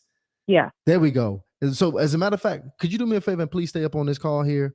Because I want you to stay Sure. for the rest of the night, because we actually gonna do some simulate. We're gonna simulate some dates right here, right up after this, because we about to get Where in you love. Right. Oh no! You are not going to put me on the. No. No. I'm We're not gonna gonna let put you you go. on. We're I'm gonna gonna let you put you on. go. I'm gonna let you go. We're gonna actually bring them on next, but I want you to fill that form out because you might You might be up qualify for the next. next one. all No, right? Tiffany, we appreciate you. We're gonna let you go, okay? Okay, thank you so much. All right, Tiffany. All right, later. Now this is the thing, ladies and gentlemen. This is the thing. So we all are busy. We all got these different, types of responsibilities. Right now for me, work is my kid. Work is my baby. Right. So right now in this season that I'm in, it's going to be a little bit busier than usual. As in fact, I mean, me and Tysean now, I would say, would you say this is probably one of the most busiest times of your life personally? Yeah, absolutely. Mine as well. So this is very new for me. Now, this is the thing. I'm not just going to rub it in the face of the people I'm dating. Like, I'm busy. Work come before this, work come before that. Instead, I'm going to let them know what my current priority is, but I'm still going to assure them that I'm going to make time for them, assuming that I like them. And I'm also going to paint a picture for them of how this looks in the future. So, hey, I know we went out on a couple of dates. I've had a great time. I'm gonna be real with you. This is the busiest I've been in my life. Now, I don't expect me to take a long time to get even more disciplined and more set with my schedule, but it will take some time if you open to be patient, right? And if you are open to be patient, and I continue to develop a relationship with you, and we continue to build this chemistry, then you can expect that things are going to be a lot different. So I won't go. You should expect that I won't go X amount of days without speaking to you. You should expect I will do X, Y, Z. So the thing is, you can't just put your cards out on the table and leave it. You got to make sure that that person that is looking to invest in you know how things will look as you progress in the future. I hope that makes sense. No, that makes sense. And listen, that is it for the initiation hotline. All right. All right, let me get that hotline real quick, man. Come on, sound man. Let's get that right. I know when the hotline play. There we go. We got to get them right on the sounds, y'all. We got some new sounds. We're gonna stun on y'all on the sounds real quick. I like that one though. But let me tell you, it is about to go into hardly in love. All right. Oh my gosh. Hold on, wait. And that's the wrong one. Let's hit the other. I'm gonna start it over. Hold on. I'm gonna start it over. We're gonna practice this, guys. And here we go. We're about to now get into Hardly in Love. There we go, guys.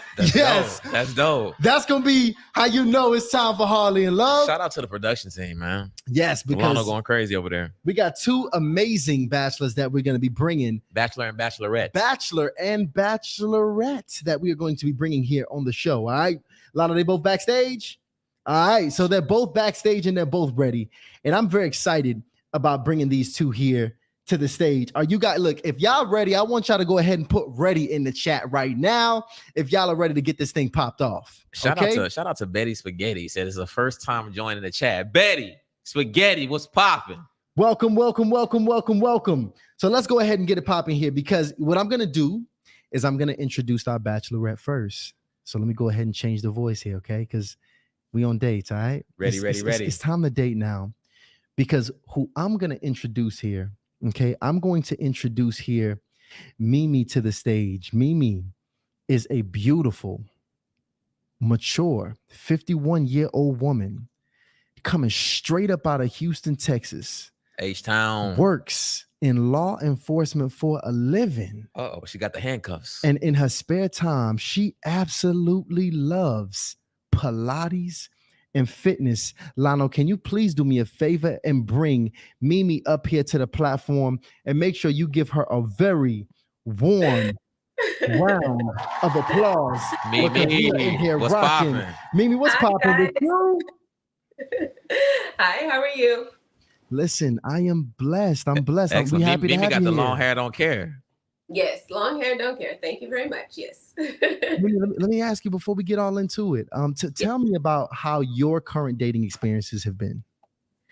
It's interesting. The dating landscape is a testament to those who have grit and who are committed to staying in the game. And I have come to realize that Mimi's not for the streets. So I can't do it. Everything that you guys talked about earlier, even the feedback that you provided to the two previous callers, were very on point. Folks who don't know the art of communication, those who really just don't make a lot of effort in the dating process, those who choose to text as their sole means of communication. Yep. I don't know. So whether I'm dating someone in their 20s or I'm dating someone in their 60s or 70s, it covers the spectrum. Mimi in their 20s. Oh, wait, hold on, wait. So let me just find out. Mimi, goodness. you've went as young as dating guys in their 20s all the way up to the 70s. I did. I have. Yes. Interesting. I don't look like I'm thinking. So no. Let me tell you, Mimi got range. Mimi, let me tell you, you look good. So I can already tell. I know them young cats be hitting on you, but let me ask you this. Yes. As it relates to the guy that you're looking for, what's one of the most important things you look for in a guy?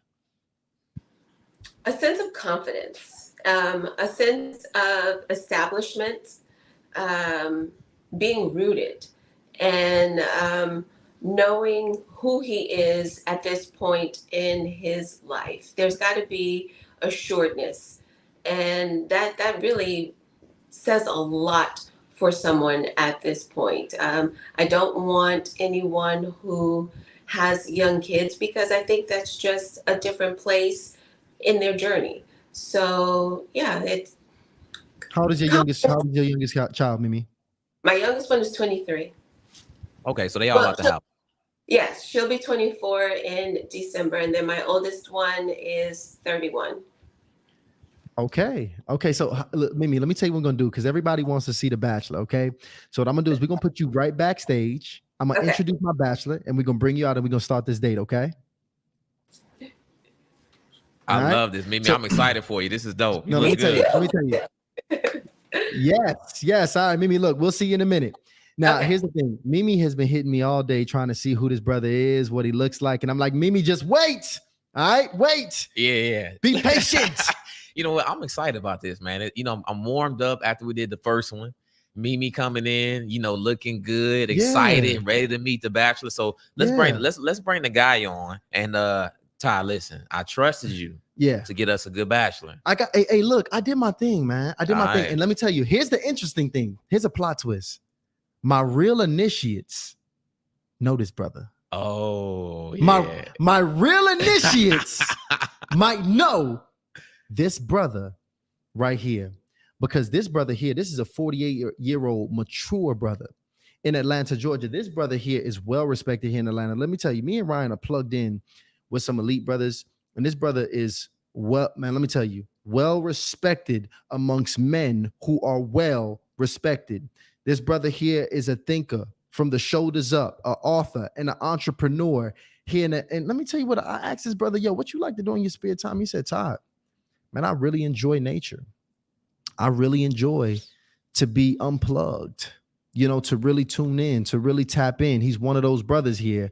We are in here rocking with Rob Malloy. Bring this brother here to the stage. Rob, welcome to the show. Brother? What's good? What's happening, fellas? What's going on? Man, hey, Rob, listen. I knew. Hold on. I know this man ain't stunned on us with the beard, son. Oh, Rob. No, Rob, listen. Rob, see, listen. No, he ain't stunting on us, Ty. That beard is always extra moisturized when you come up on the show.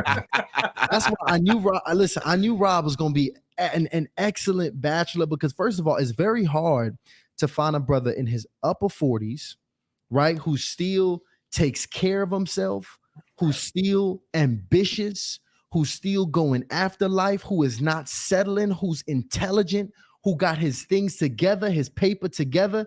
And Rob, like you really check the boxes, man. And when I tell you, I'm very excited to introduce you to this beautiful young lady Mimi here. But I asked her, I want to find out about yours. What's been your experiences dating out here, Rob? Yeah, well, first of all, she looks incredible. So I got to show some love. You did a great job.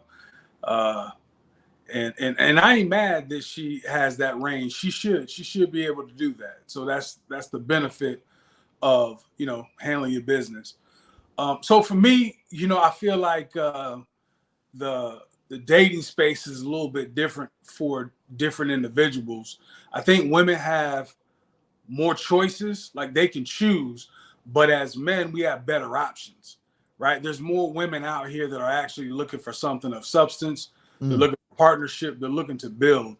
And so for me, man, I honestly don't have an issue finding women that are of substance and, looking to build. I would say the biggest challenge, and just like you guys said before, just slow down a little bit, right? A lot of times because they just got out of a situation and they feel like, it's time for them to get what they deserve, that, if a guy checks off a couple of boxes, that, that it's all good, but you still have to experience seasons, right? Yeah. You still have to experience, getting to know that person and going through that process. And so for me, man, really, it's just going through that process and being patient. See, if chemistry is easy, man, compatibility is going to be a challenge. And listen, that's what we're going to be looking for today. Listen, don't be coming up here with all that smooth talk, man.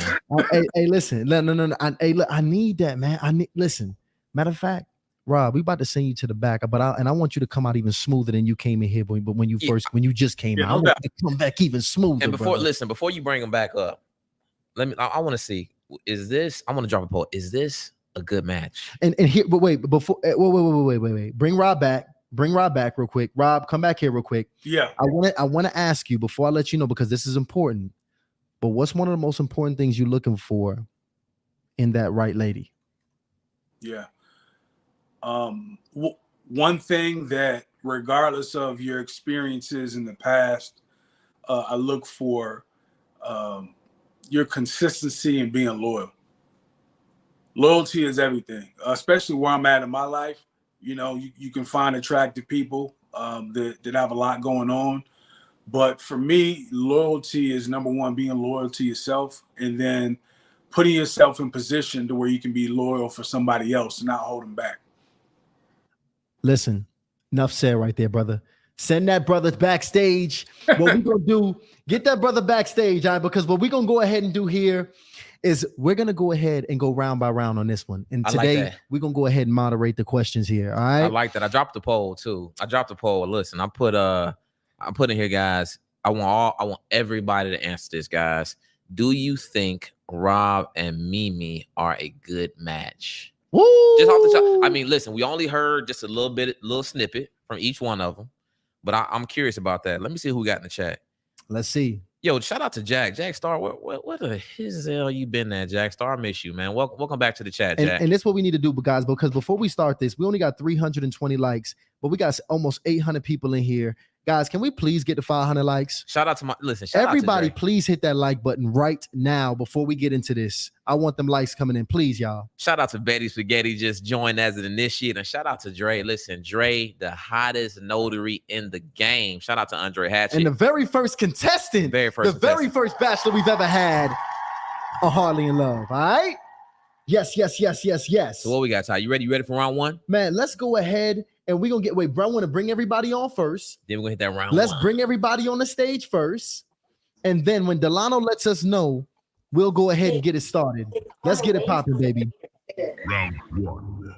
Yes. I like that. That. So who you want me to throw this question at first? Wait. So first off here, I'm not gonna lie, I like the way this looks. What they say? What's it giving? Yeah. That's what the ladies say. So here's what we're gonna do, y'all. I'm gonna let Ryan go ahead and throw a question first. I want this one though. We started with the bachelorette last time. Let's start with the bachelor here. All right, let's get the bachelor warmed up here, okay? All right, we're gonna get them warmed up real quick. We're gonna start real light. You know, it's only the first day. It's the first round. And listen, I just want you to know when you answer these questions, Rob, you are on a date with this beautiful young lady. All we doing is throwing the questions at you. I just want you to talk to her. We are not in the room. These people in the chat are not in the room. It's y'all two. It is y'all world. Get that switcher right, Lano. Okay, Rob, if you could choose any superpower, but it could only be used in everyday life, what would it be? Any superpower can only be used. I would say I would choose. All right. First of all, hey Mimi, how you doing, sweetie? I am doing well. How are you? Good. You look amazing, by the way. Thank you. I appreciate that. Thank you so much. Sure. Mimi got that. Wow. Okay, so superpower. That's good, man. I would say the superpower would be to instantly heal. You don't have to wait for your healing. You can heal right away. Okay. But why? Well, I think that we as people have a tendency of pulling off scabs and open up old wounds. And so I want people to be able to heal faster so they can move on to the next chapter in their life. Damn. He's a healer. He's a healer. I don't know about that. Is he talking about like heal? Like what is this? Like some Marvin Gaye sexual healing? Or is it like what kind of healing is this? Some real healing? Whatever the injury is, man. Whatever the injury is, whether it's physical, mental, whatever it is, to be able to give them instant healing, man, so they can move on. Okay, I'm gonna accept that. Ryan, let's go ahead and ask our bachelorette a question. This one's for Mimi. This one is for Mimi. So Mimi, how would you describe your ideal partner in 3 words? Loyal, intelligent, committed. Loyal, intelligent, and committed. Yes. Okay. She want to ride or die. Loyal and committed seem similar, but I mean them in different ways. So yes, very intentional about those 3 words. Yes. Okay. So let me ask you this.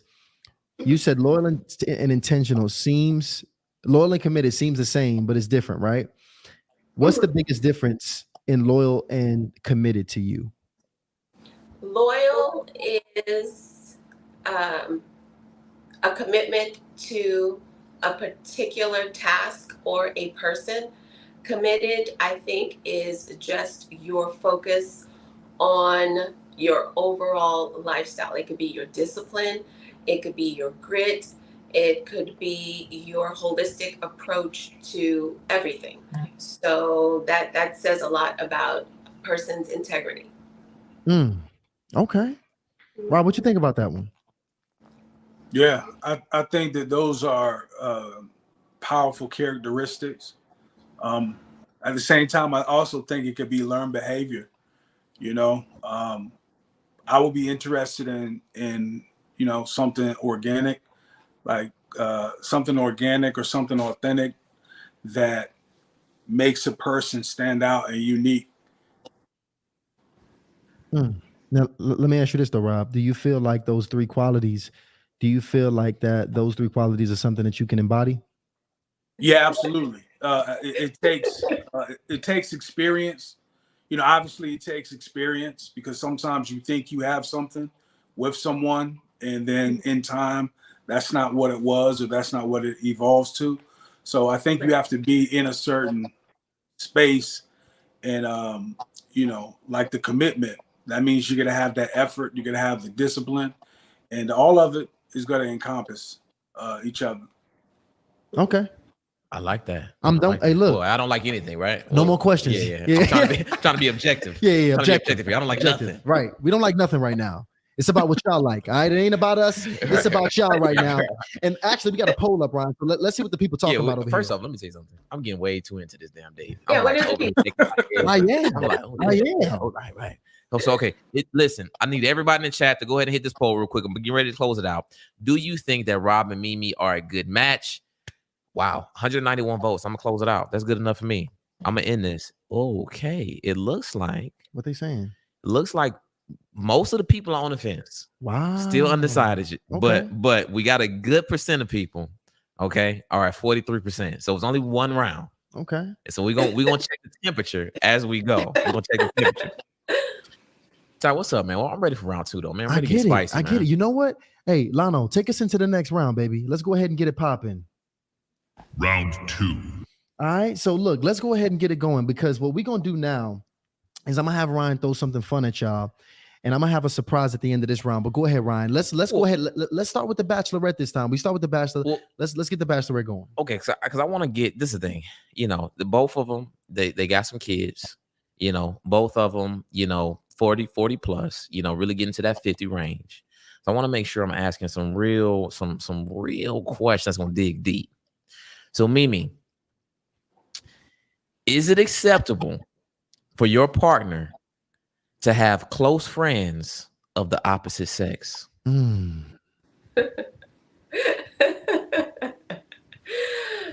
At this point in my life, it's acceptable, but I think the caveat is that that person of the opposite sex is aware of my existence, and that person is welcome in my home. If the person that I'm sharing my life with, he and I cohabitate together, and I'm welcome in the other person, the friend's home. If we can all go out to dinner together and there are no crazy feelings, no weird dynamics going on, I think it's okay. Everything is up and up and forthcoming. I think it's okay. But it takes a while to get there. Okay. So pretty much he's allowed to have a close friend of the opposite sex. You just need to know him. Yeah. I think that's fair. Yes. Yeah. That's fair. Yeah. That's fair. You know what? The people No. Listen, what does Rob think? What do I think about as far as what she having friends of the opposite sex? Yeah. What do I think about the question? Well, what do you think about her now on the opposite end, being able to have friends of the opposite sex, the close friends of the opposite sex? Yeah. I've never experienced that before. I don't have female friends like super close like that, to where it would interfere or it would question, with my partner, because I don't want her to feel any type of way. So that wouldn't necessarily be the scenario, but it's cool that that you're open to it. I wouldn't want to hide anything. You got to understand at this age, can't be getting caught up in stuff like that. So you might as well just let it be what it is in the beginning. So, but Rob, is she allowed to have close male friends? Nah. Okay. Nah, who the hell is he and what he wants? I'm here. To be honest, I'm not gonna lie, man. Rob, you're not allowed to have female friends either because that beard is crazy. Them women. No, you know what? I'm gonna do Mimi a favor because I'm not gonna just let Rob slide on this. Okay. I'm gonna make sure I ask him a tough. Mimi, I'm gonna look out for you. Thank you. Let me ask you, Rob, because you over there, looking smooth and stuff. So I want to see if you can really, because this thing, Mimi said loyalty. That was one of her 3. Okay. So Rob, have you ever cheated on an ex? And if so, why? Have I cheated on an ex? So in a relationship I've been in, have I been unfaithful? No, yeah. No stuttering. First of all, you know they cheated when they re-asked the question back. Yeah. You know they cheated. Yeah. You cheated. Yeah, I have. Yeah. And the reason why is I was selfish and I wanted my cake and I wanted to eat it. That man likes cake. Okay, very straight to the point. So it sounds like you accepting accountability. Yeah, it was 100% me. No excuse. It was a selfish decision, and I can't blame anybody but myself. And it cost me, somebody who I cared about just because I wanted to have recreational activity. Now, let me ask you, how do you know that you're no longer in that selfish space at this point? Well, I've had a lot of time. I've had some therapy. I've had a lot of time alone. And what I mean by that is just really evaluating what's priority and what's important. And, in this lifetime, man, you want to be able to be with someone that you actually didn't dog out as a man. You didn't dog her out. You didn't do her dirty. You treated her with respect, and you guys actually build a strong foundation.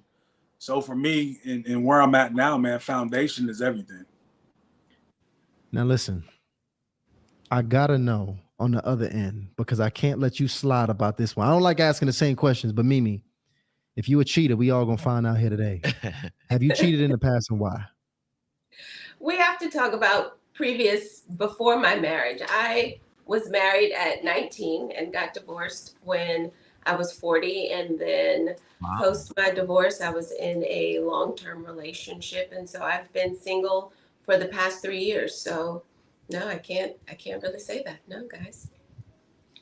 She's wholesome. Whoa, hold on, wait. You've never cheated ever. Before my marriage, yes.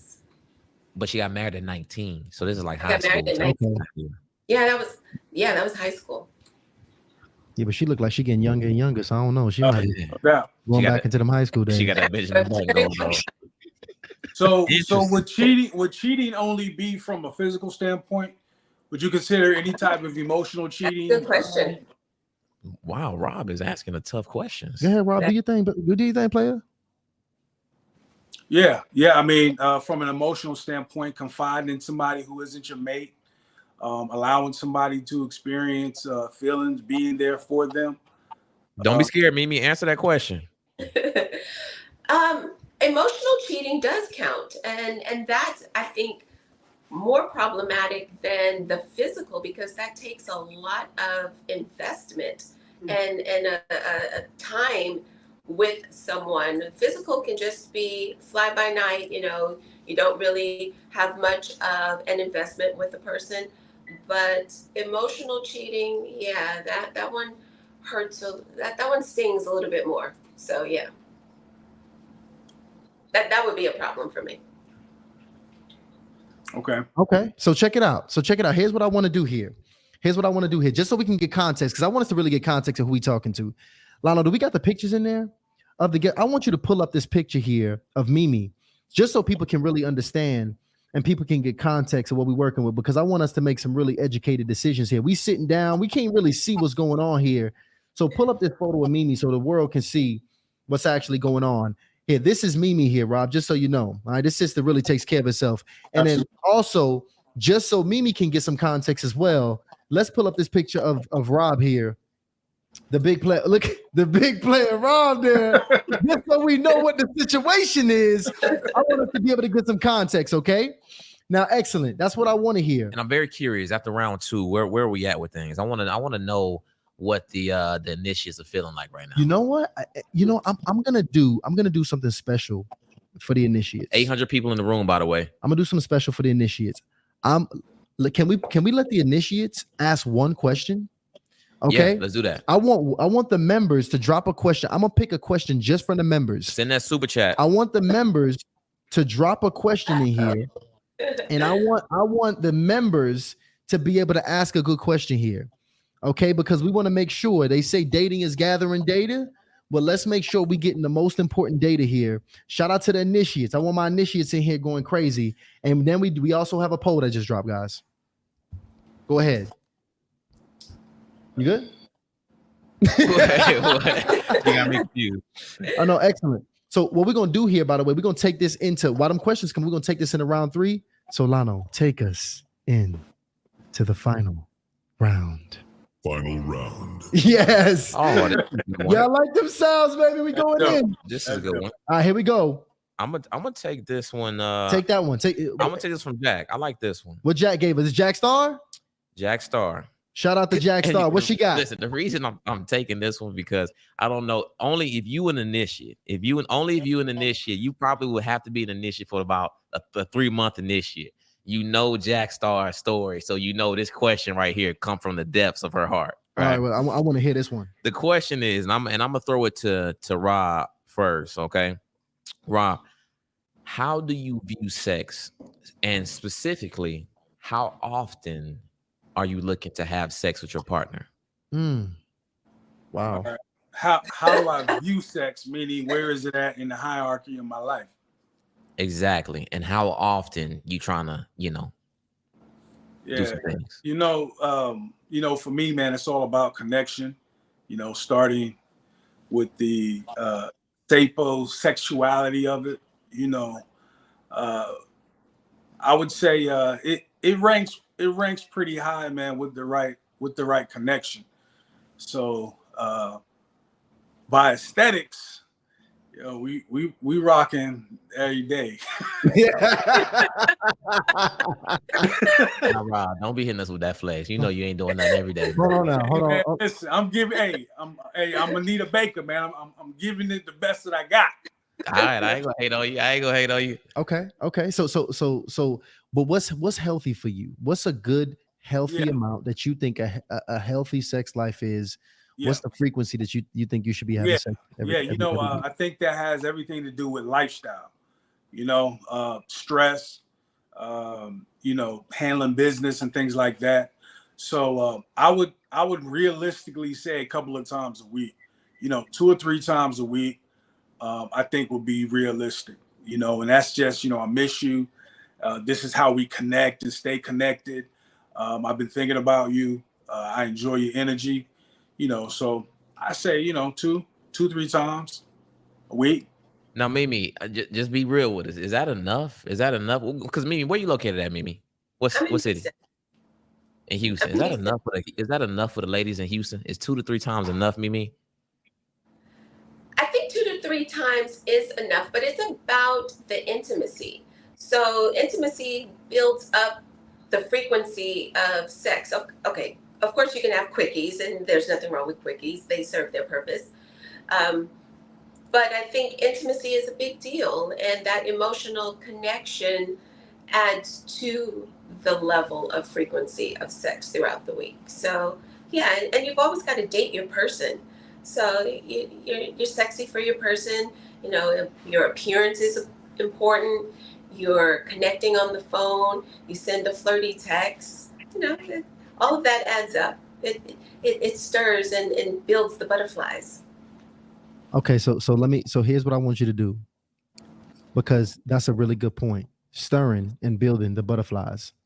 So what I want you to do for me, Rob, is I want you to paint a romantic night. If you had to plan out a romantic night, and I want you to really talk to Mimi on this one. How would you plan a romantic night for Mimi so you can really get her in that place and really set the tone and set the mood? Yeah. Yeah. Well, in order for the night to be romantic, like she mentioned, just showing her appreciation. No, hold on, no. Not third part. I want you to talk just directly to Mimi if you can, Oh, please. yeah, for sure. Please. Yeah. Yeah, definitely. I have a note for you, and the note is letting you know I look forward to spending time with you tonight. No distractions. You have my undivided attention. Whatever you have going on, make sure that you set aside so that we can spend some time uninterrupted. And so I'm thinking dinner in a garden with candles, with flowers. What's your favorite dish? Steak. I gotta have a medium rare ribeye. Okay, medium ribeye. And whatever your favorite sides are. I want to start out with just some soft music playing. You can tell me about your day. And you like wine? I do. You do? I Red do. wine? I love a good a Merlot, a Malbec, but more so a Riesling. Yeah. Okay. Reason. Yeah. Okay. Yeah, and then we just talk about how much we're enjoying each other and how we're building. Soft music. I got your steak, and I really, it's all about the vibe. I just want to be able to take our time. So much goes on in Houston. Everything goes on here in Atlanta, and so I want to have a night of just relaxing and just vibing and just building and having some good food. And your favorite flowers, if you like flowers, do you have a favorite flower? I love white roses. I love the simplicity of white roses. Yes. Okay. Well, I would have your white roses on the table for you with your wine, and then the steak will be on the way while we're conversing. Thank you. Okay. Wow. Okay. So Wow. okay. So somebody put in the chat that he's a Mac. A little warm in here. And I'm not gonna lie. I think you did a good job on that one. I think you painted that.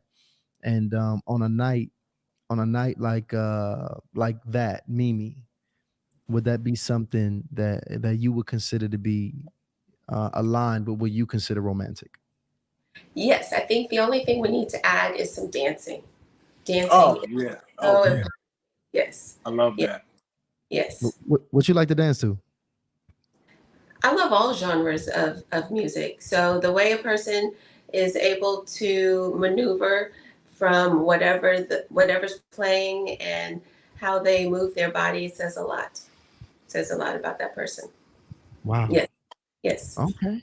And the ability to lead in dancing says a lot as well.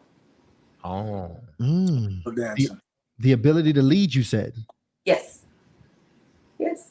So it ain't no good if you got two left feet. Yeah. Well, it's no good if I'm back leading.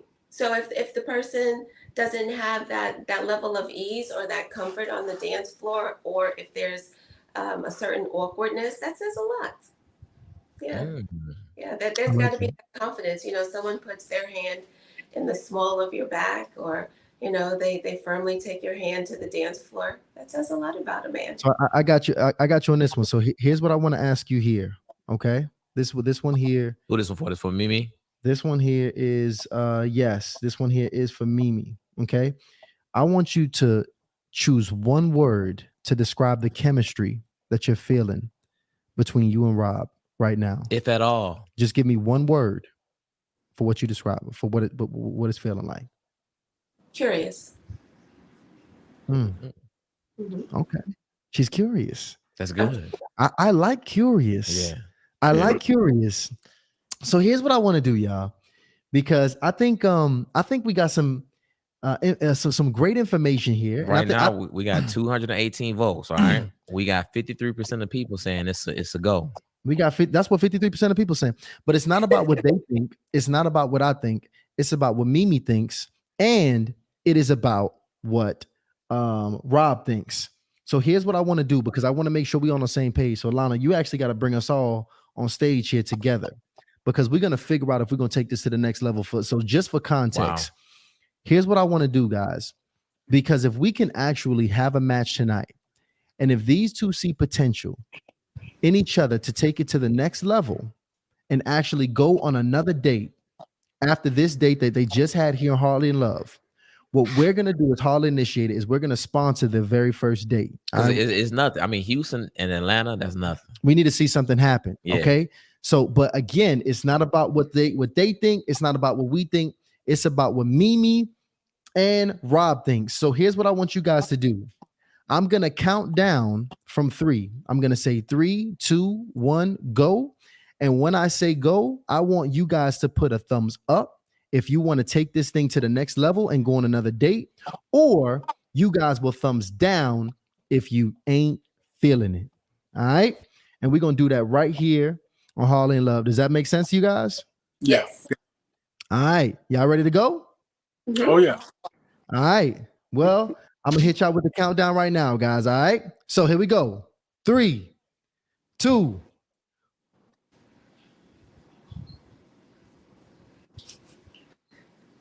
You see that? Yes. I'm liking it. I'm liking that. Here's the thing. Now, listen. Yeah. My man Rob is out here in Atlanta, Georgia. Listen, Mimi, you're out there in Houston. Y'all going to be able to make this thing work? Yeah. I mean, it's all about effort, you know. I agree. That's what we're doing. That's what we're here for. Yes. I like that. Effort and intention. Yes. And intention. All right. Yes. So what I'm going to do is here's what I'm going to do. I'm actually going to go ahead and throw a group text together. I want everybody up in here right now. Wait. Yeah. Confirm with them still off camera, because they might be a little shady. I know.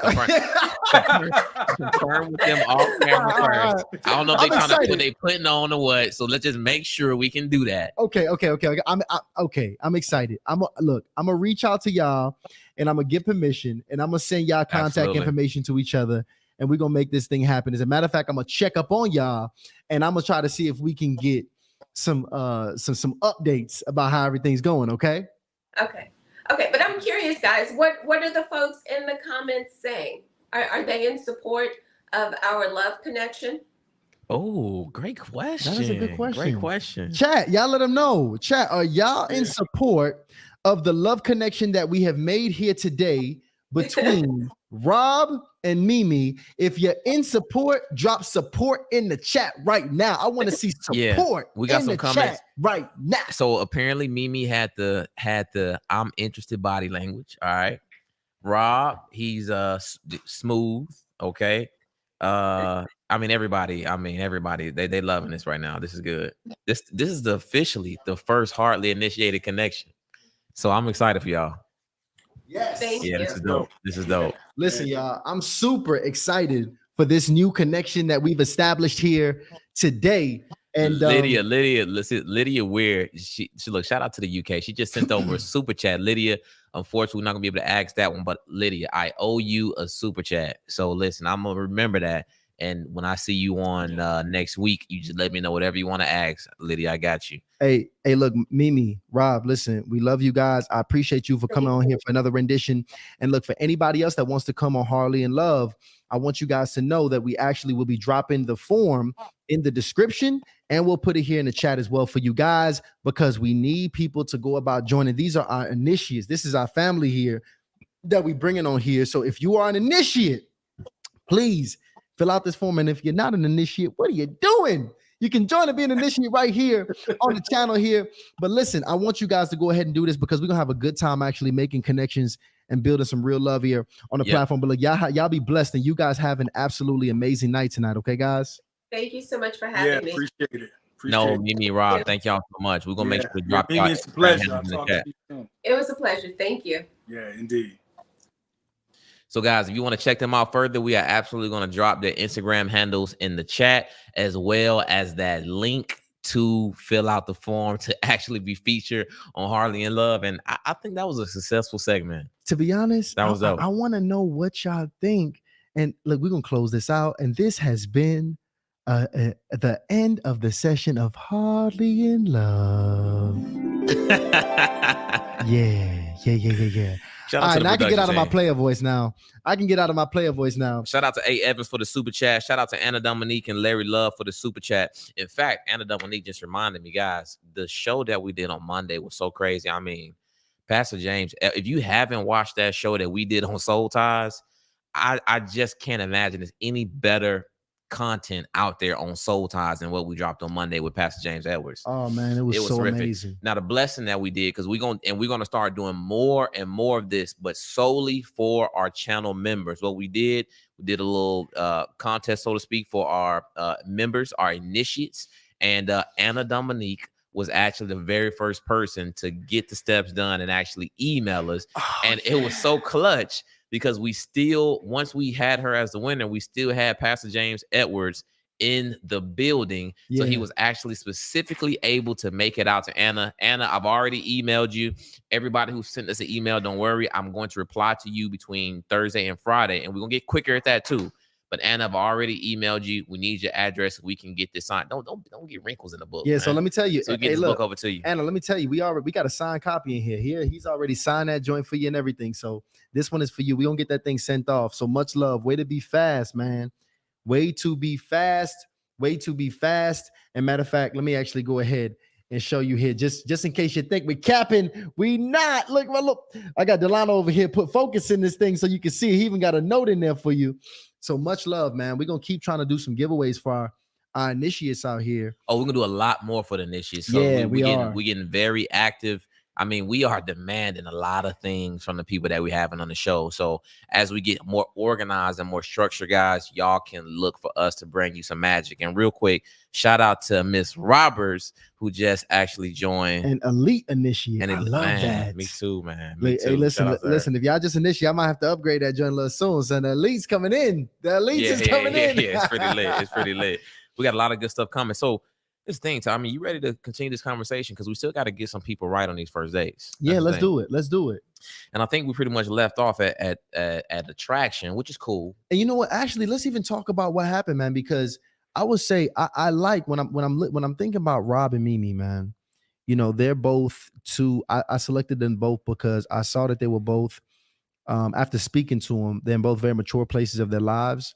They both were both previously married. They both have, kids who have both grown and matured. And, they also now seem to be very intentional about wanting, somebody who's serious, somebody they could really rock with. And, it's important to make sure that, again, I didn't have chemistry, but just from what they told me over the phone about what they wanted and about what was important to them, what they valued, I saw compatibility. I saw some compatibility there. Yeah. So today we vetted for the chemistry today. We looked for the chemistry today, but the compatibility was there. So really excited about what's to come. And I'm gonna let y'all know how that goes. But we're gonna actually go into that because we need to find it ourselves. Yeah. Shout out to Cornelius Knighton and Nonia for joining the channel membership. And shout out to one of my favorites, Carla. Carla says, congrats on Harley initiate his first match. Absolutely. One of many. Yeah. And we got some feedback from a lot of people have been contacting us, and y'all, it seems like what y'all really want to do is like one bachelorette with like 3 bachelors, and y'all want to eliminate each round, and then we got the 1 bachelor with the 3 bachelorettes. That seems like that's a lot of work for us. We're gonna have to do it. Listen, I'm telling y'all, we're gonna have to do 1 bachelor with. It's hard to find these. Y'all ladies, y'all picky, so it's hard to find. I'm telling you, 3 eligible bachelors. So we probably first gonna do the 1 strong bachelor first. Yeah, and we're gonna bring some bachelorettes in because we got to make sure that 1 bachelor count. Yeah. So real quick, man, because I know we talked a bit about attraction. I think we talked enough about attraction. Don't get me wrong, there's more stuff that we could dive in about attraction. We got 800 people in the room now, but I think we need to talk about the approach, because the approach is vital, because you can look good, smell good, have your muscles, your body showing, but if you don't know how to approach or position yourself for approach, then you're not gonna be successful. So Yeah. I want to start with the ladies real quick. So this is the thing, and the men, we know how we like a lady to position herself ideally. All right. Yeah. So my ladies, first off, we already talked about stay ready. You don't got to get ready. Now let's talk about when you are actually at a venue, a place, an event. You want to position yourself, all right, to be approached. Now, this is the thing, ladies, y'all have no problem observing every man in the room, especially the man that you like. You look him up and down, you watch him, you see who he's talking to, you see how he's moving, you see how he's walking. Y'all got no problem with that. Now, the thing is, while you watching, right, you want to make sure that you putting yourself in his line of sight. And I'm not talking about 20 feet away with amongst a bunch of other women where they competing. I'm talking about in close proximity, right? You talk about within 5 or so feet. So he can literally smell you from where he's at. It's been so many times where I've been working, I've been grinding, and I will smell a scent, and I will look up, and it's like, damn, she look as good as she smell, right? So you really want to get in within that 5 to 8 feet range, right? And also in the line of sight. Now, the thing is, every now and then, of course, when you're in that line of sight, you want to look up. You want to look up because you want to make eye contact, and you want to hit that man with a beautiful smile, the most beautiful smile you can conjure up. The thing is because a man should not need a lot of signals to know that a woman is interested in him. So if you close, you're on my line of sight, you making eye contact, and eye contact is, that's key. And you smiling, it means that you are inviting me to at least have a conversation with you. Yeah. So that's very important. Now, the thing is, you always got to be aware of the surroundings, because if it's too much going on around you, it might actually be distracting where that man actually might not get to notice you. Okay. And if you're at a restaurant or somewhere where people are continuously walking in, then even when you sit, so you won't have to move around, right? Even when you sit, you want to sit in a place that allows you to be very visible. So I see a lot of my ladies, they go to the corner, right? Or they go to the back facing bar. Now, if it's the bar gets traffic, then by all means go to the bar. But if it's a bar that doesn't get traffic, you go all the way to the back facing, and your back is facing where people are coming in. Typically, people are not going to be able to see you. It's all about you being visible and making it known that you are available. In the instance, for whatever reason, you got a guy, you making an eye contact, you hitting him with the smile, because guys can be shy too. Guys can be a little bit and I don't want to say intimidated, I don't like using that, but they can be a little bit apprehensive as well. So what you want to do is just really practice at just being observant and throwing a question with that. So if you see a guy, you say, hey, excuse me, do you mind if I ask you a question? Now, if that with the smile and the eye contact and you asking him a relevant question doesn't work, I don't know if that's the guy. What you think, Ty? No, that's a good one. I think that's very clear. No, that's a good one. I like that. The question is a good one. Yeah, it's really solid. good. So that's just some game for my ladies. Now, I know I got some fellas watching this. Y'all trying to see what's going on. Real quick, shout out to She Said That Out Loud, joining the membership. I know we got some fellas and ladies and gentlemen, send in the super chats, guys, because I really want to engage with y'all on this conversation, because the calls we took earlier were amazing. Now, for my guys with the approach, all right. First off, you got to look out for the choosing signals. I typically don't advise any man to cold approach. It's the quickest way to not only get rejected, but potentially with some of these raggedy young ladies, you might even catch a bunch of attitude, which you weren't expecting. So I typically suggest that you look for the choosing signals. So Ty, go ahead and break down some of those choosing signals for me. Yeah, so the choosing signals, just so you know, it's any signal or sign that a young lady might be interested in you. That's what we mean when we say choosing signals. And women are typically good at that. Some, it might be conscious or mostly subconscious, but women do things to let you know that she's attracted to you. And one of them obviously is her eye contact, right? Eye contact is my favorite. That's one of probably the most common choosing signals, and one of the most commonly missed choosing signals, because, it's not always something like that's, she's not going to just stare down your soul all the time. It might be something very quick, very subtle. It literally could be a double take where it's boom, Boom. Typically, if you're looking back twice, she probably likes what she sees. That's a fact. And see, here's the thing too. When you are also in as a guy, you in hunter mode, right? I want you to be on a more offensive, have a more offensive mindset. So even if you're not sure, assume she's attracted. So assume that double take, because one thing that you can do a lot of times too, especially if you're still building your confidence, is you could talk yourself out of walking up to a lot of women for whatever reason that might be. You could tell yourself, oh no, she didn't mean to look at me. She was looking at something else around me. Oh no, she's just over here right in my space right now because, you know, the music is really good.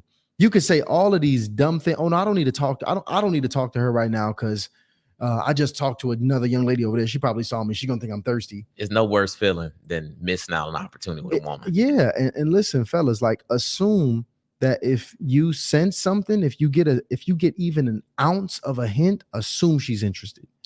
And if rejection happens from there, shrug it off and keep going. But eyesight is always one of them. A woman being in your reference, kind of lingering around you, watch out for that. For example, I get a good example. It might be a super long bar, right? Or a bar in general. But for some reason, she chooses to order her drink right next to you. Yep. Be careful letting people, especially if you really intentionally trying to date, don't let a woman occupy your space and you not saying nothing. You just being a creep or weirdo. You looking at her, you keep looking, you not saying nothing. That just scares women. But and guess what? She starts to get a sense that you're nervous, you're scared, you're not confident. Trust me, she's feeling all of this.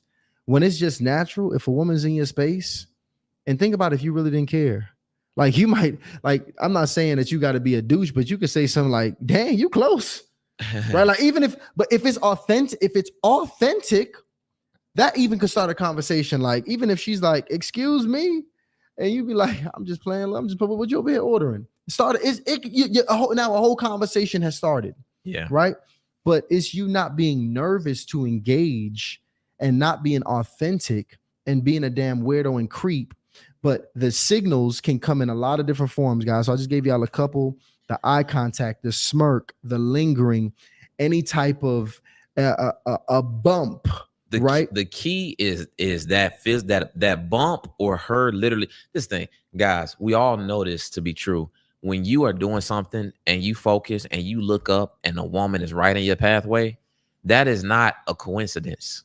A woman did not just so happen to end up right in front of you, where if you keep walking, you're going to run directly into her. That is her positioning herself assertively to be able for you to talk to him. Now, what happens is, guys, we know what is happening. When you feel like, when you get that feeling like this is kind of weird, like where did she come from? How did she get right in front of me? Why is she here? That's called sexual tension.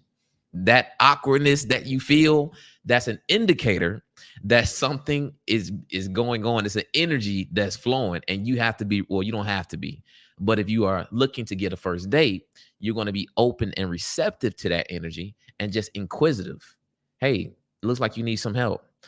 Hey, look, I almost ran into you. How are you? Right?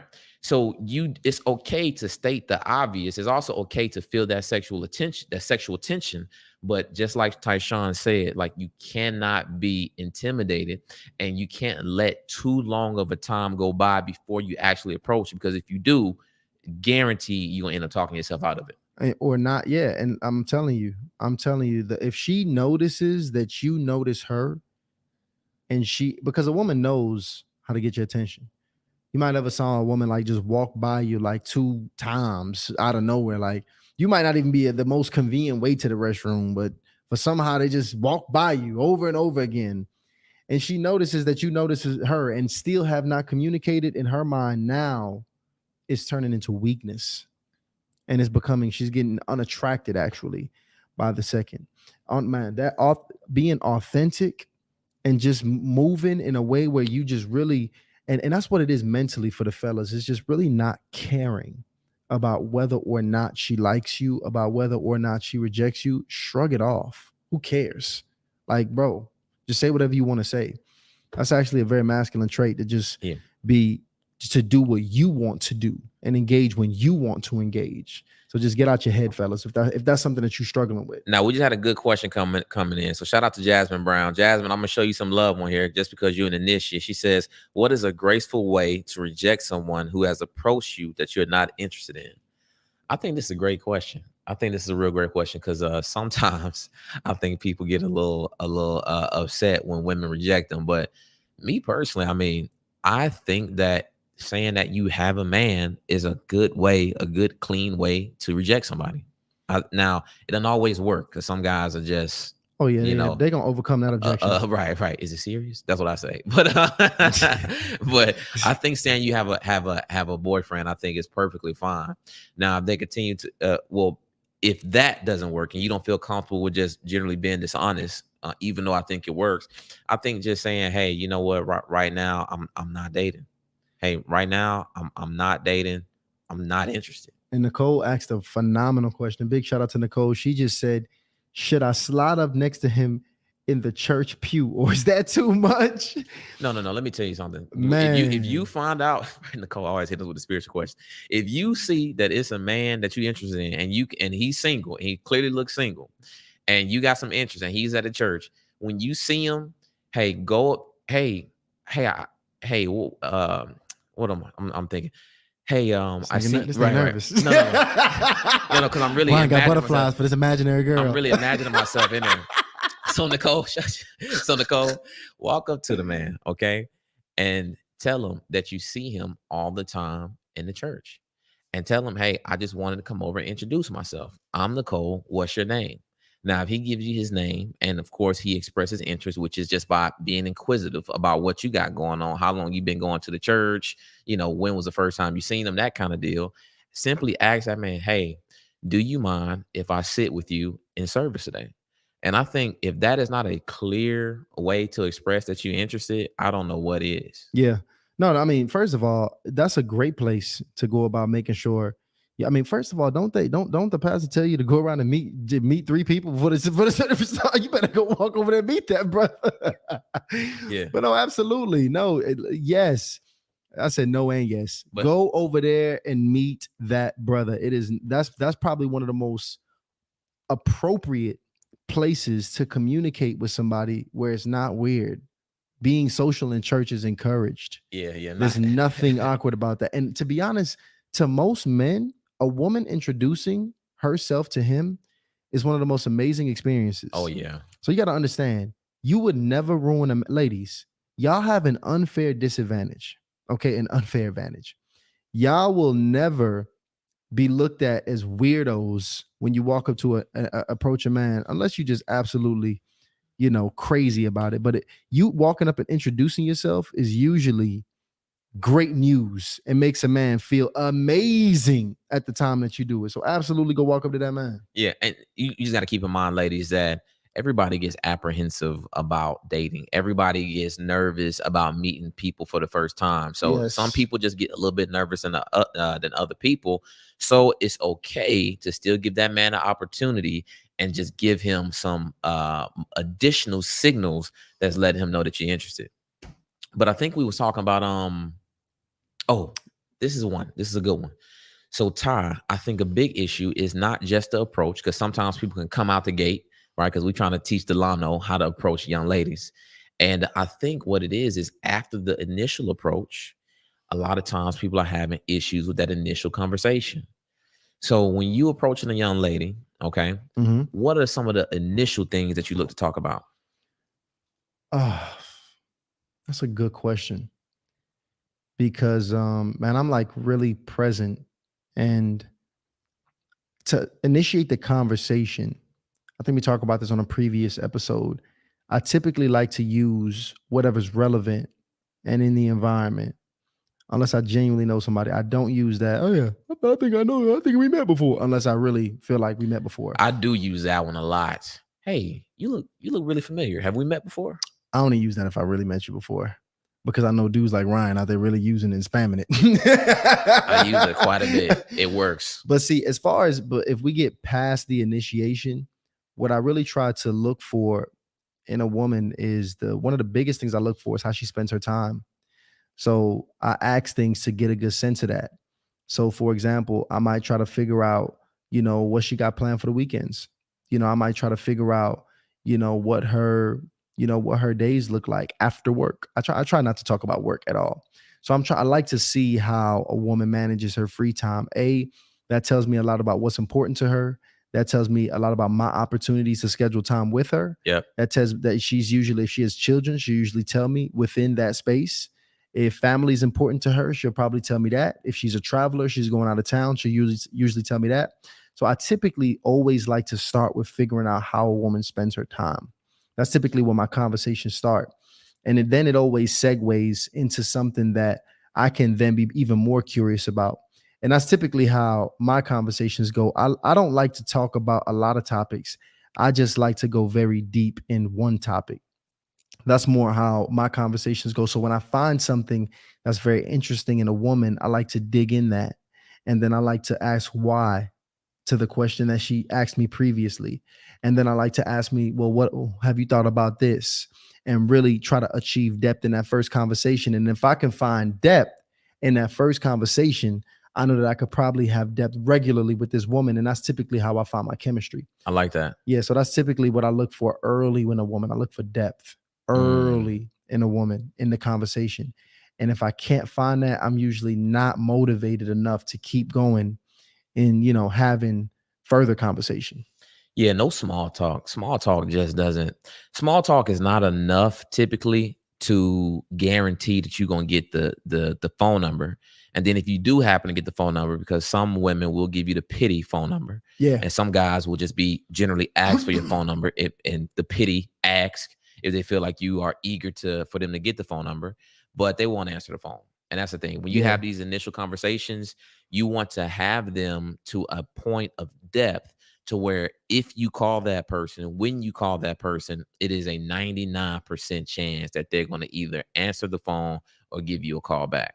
So you just don't want to go around wasting your time, especially my guys, thinking you got a phone number, thinking that assuming that woman is going to answer if you didn't reach that level of depth that Tysean is referring to. And I mean, and that may not necessarily happen, y'all, in the first conversation. It's okay if y'all are, kind of lightly chatting early in the conversation, keeping it light. But if you notice that it's easy to have a conversation with someone, especially in your very first conversation, that's a good sign. Just look for that. It Yeah. don't always got to be extra deep every conversation, but see if this person is easy to talk to. Are you having to really do a bunch of things to force the conversation? Right? Is it forced chemistry? Right? Are you forcing the connection with this person?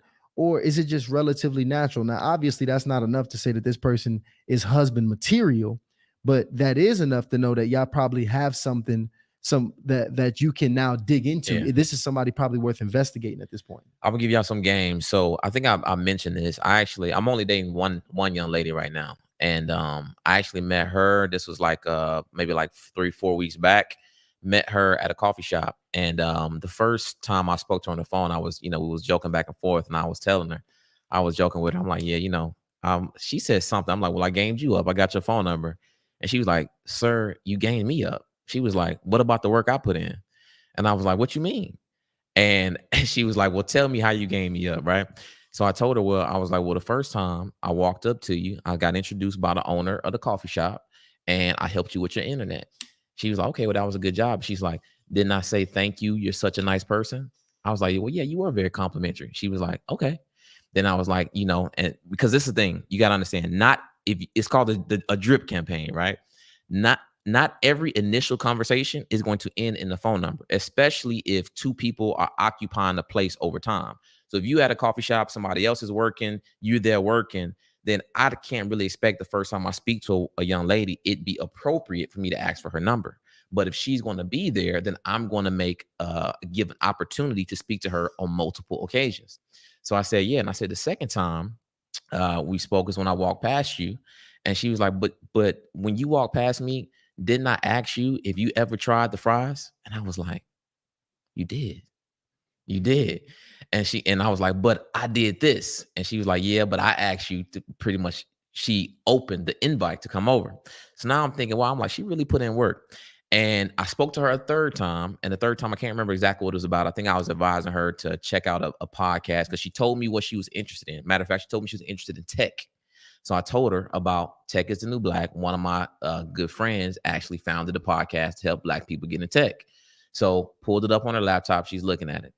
Now, what she turns around and tells me, she's like, Ryan, I really put in the work because when I got ready to leave, I came by your table and told you I was getting ready to leave.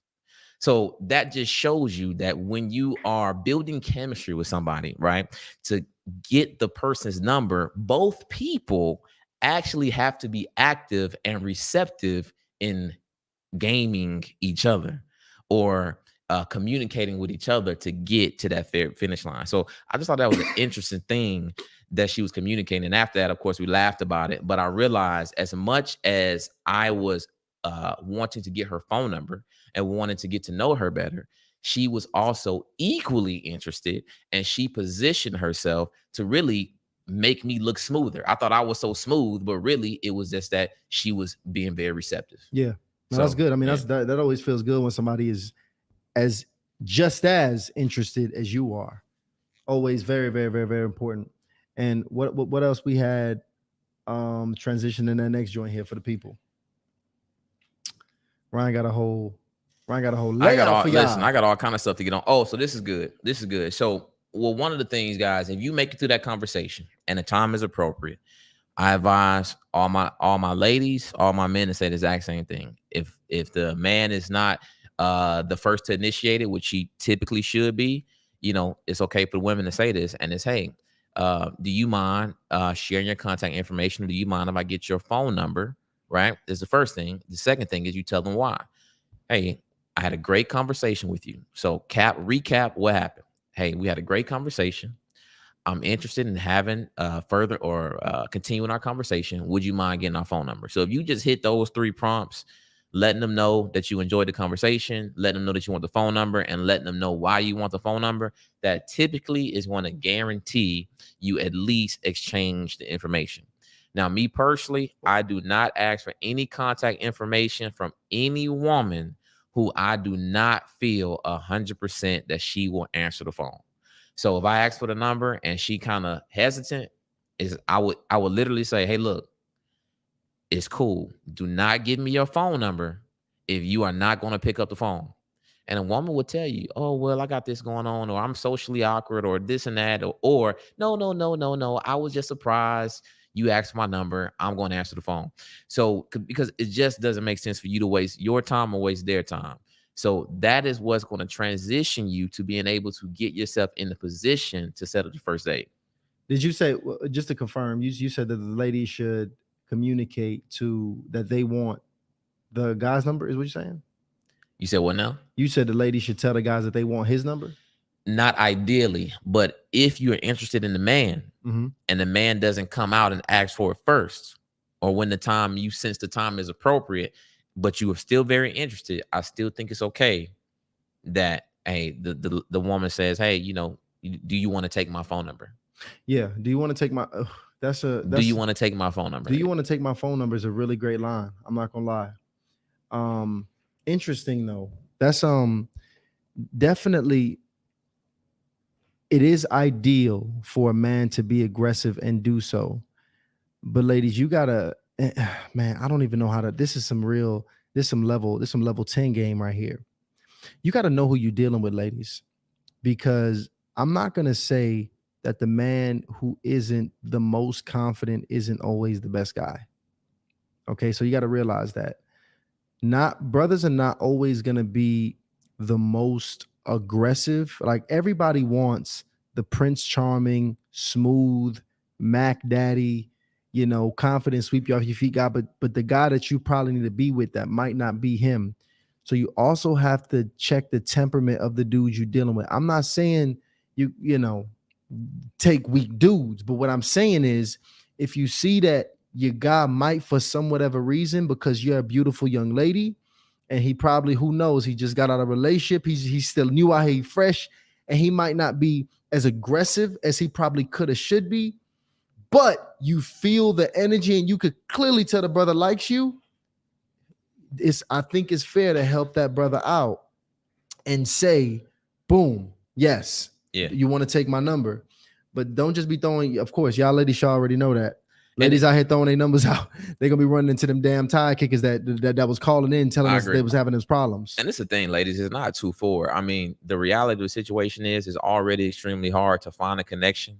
So if you actually get a guy that seems interested, that seems available, but he is just not, he don't watch Hardly Initiated, so he might not be as smooth and know how to get to the punch. Hey, listen, I had a great conversation with you. Do you want to take my number? And if the guy says yes, then ladies, you potentially are working yourself to a first date. Now, the thing is, it's a lot of things that happen in between you getting the phone number. Okay. So I typically advise my ladies, hey, wait till the guy calls you. I don't know if Tysean feels different about that, but I think men should initiate the first contact after you get the phone number.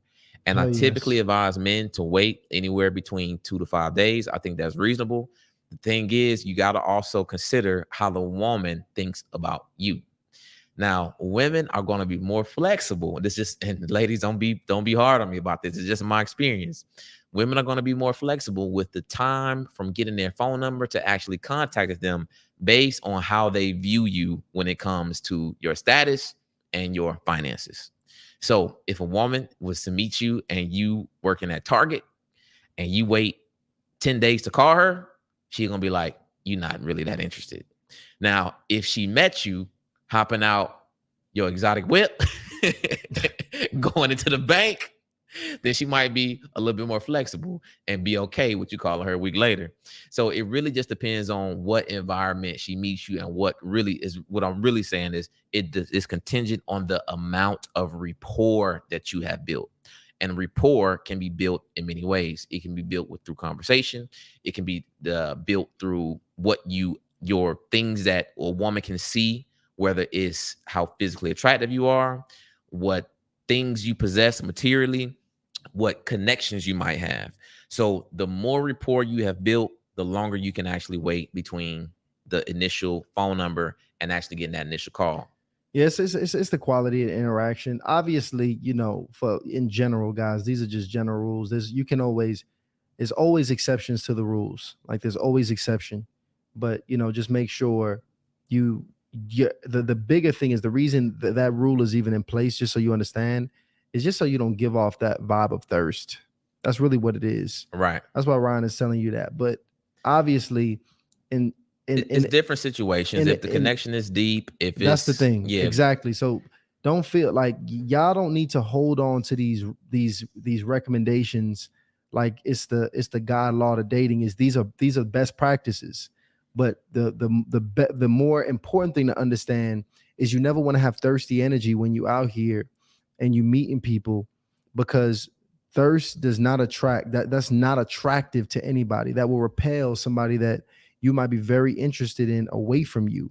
So again, depending on the level of that first interaction, where a lot of times you don't really get a great interaction, you might just go back and forth, tell a quick joke.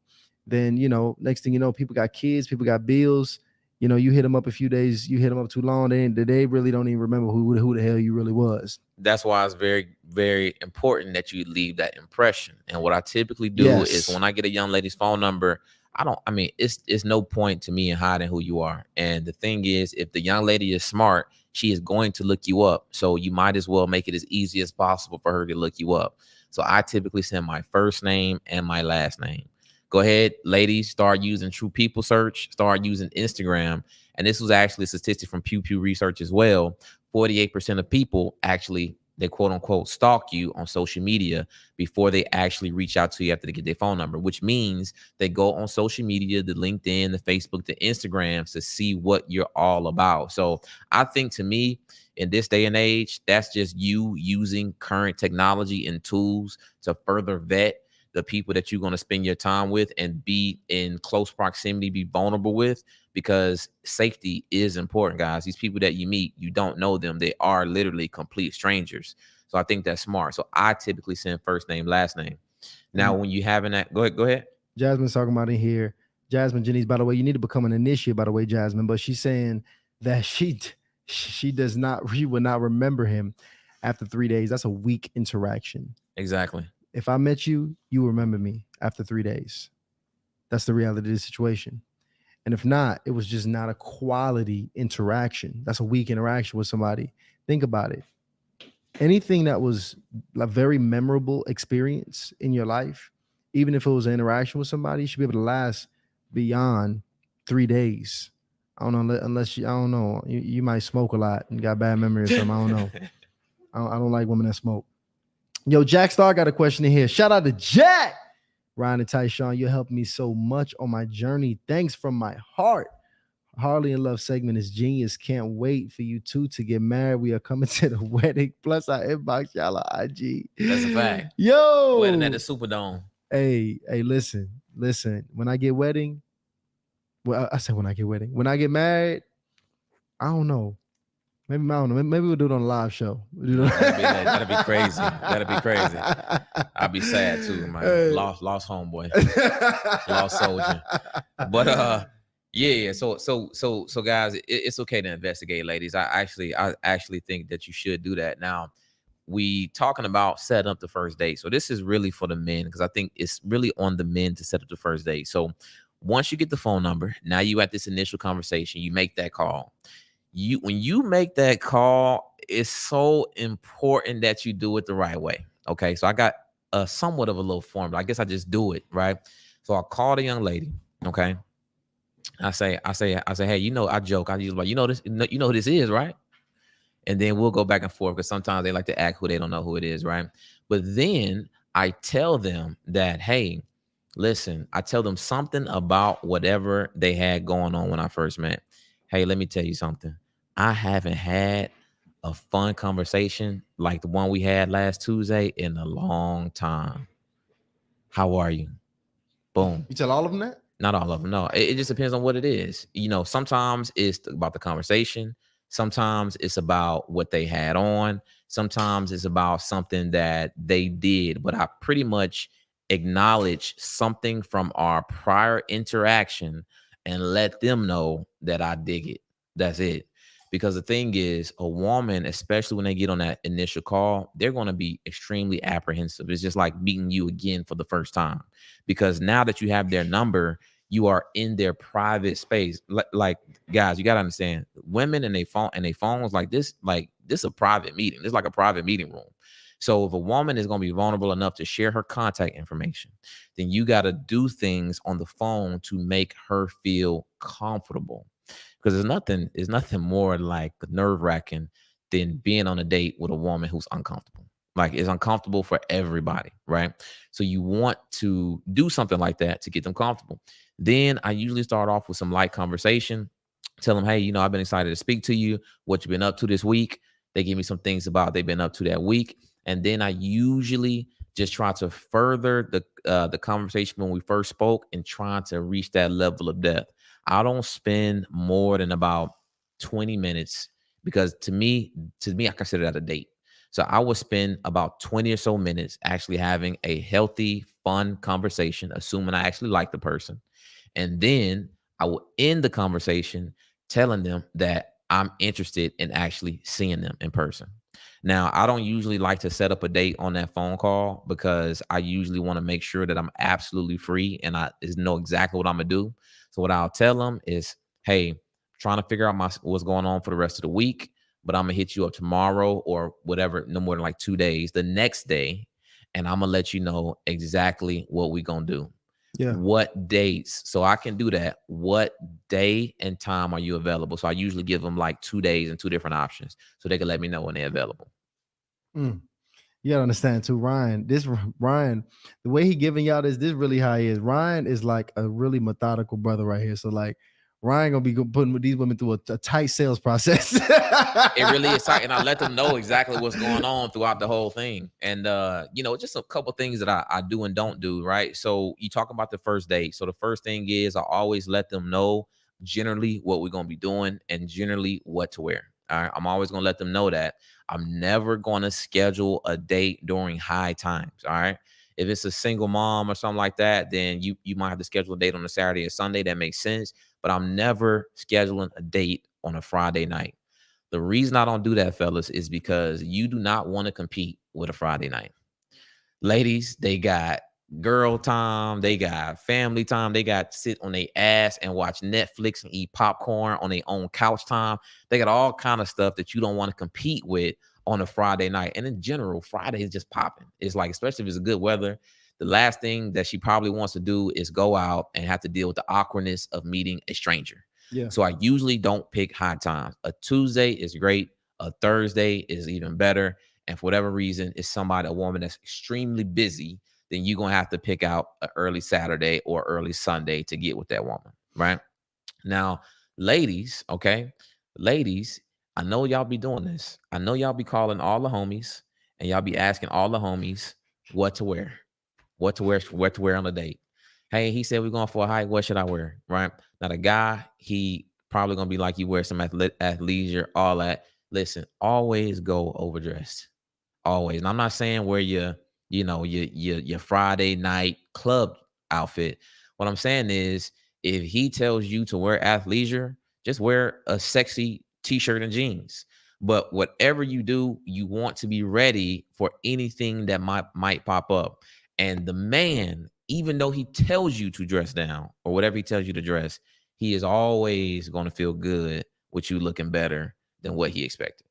It's guaranteed. Yeah, that's true. I always tell my ladies when I tell them casual, I tell them sexy casual, just so they know not to be coming too casual. All right, you gotta be sexy. I like sexy. I like sexy. I like my ladies to look sexy. And before I even skip over this, just because we gotta acknowledge this, by the way, our new legendary initiate, Pastor James. Pastor James. Pastor James. Big shout out to the legendary initiate up in the room, man. We got the big boys up in here. Y'all better go ahead and watch that last session, all right? Because if you ain't went ahead and got your soul free, you ain't even ready for this.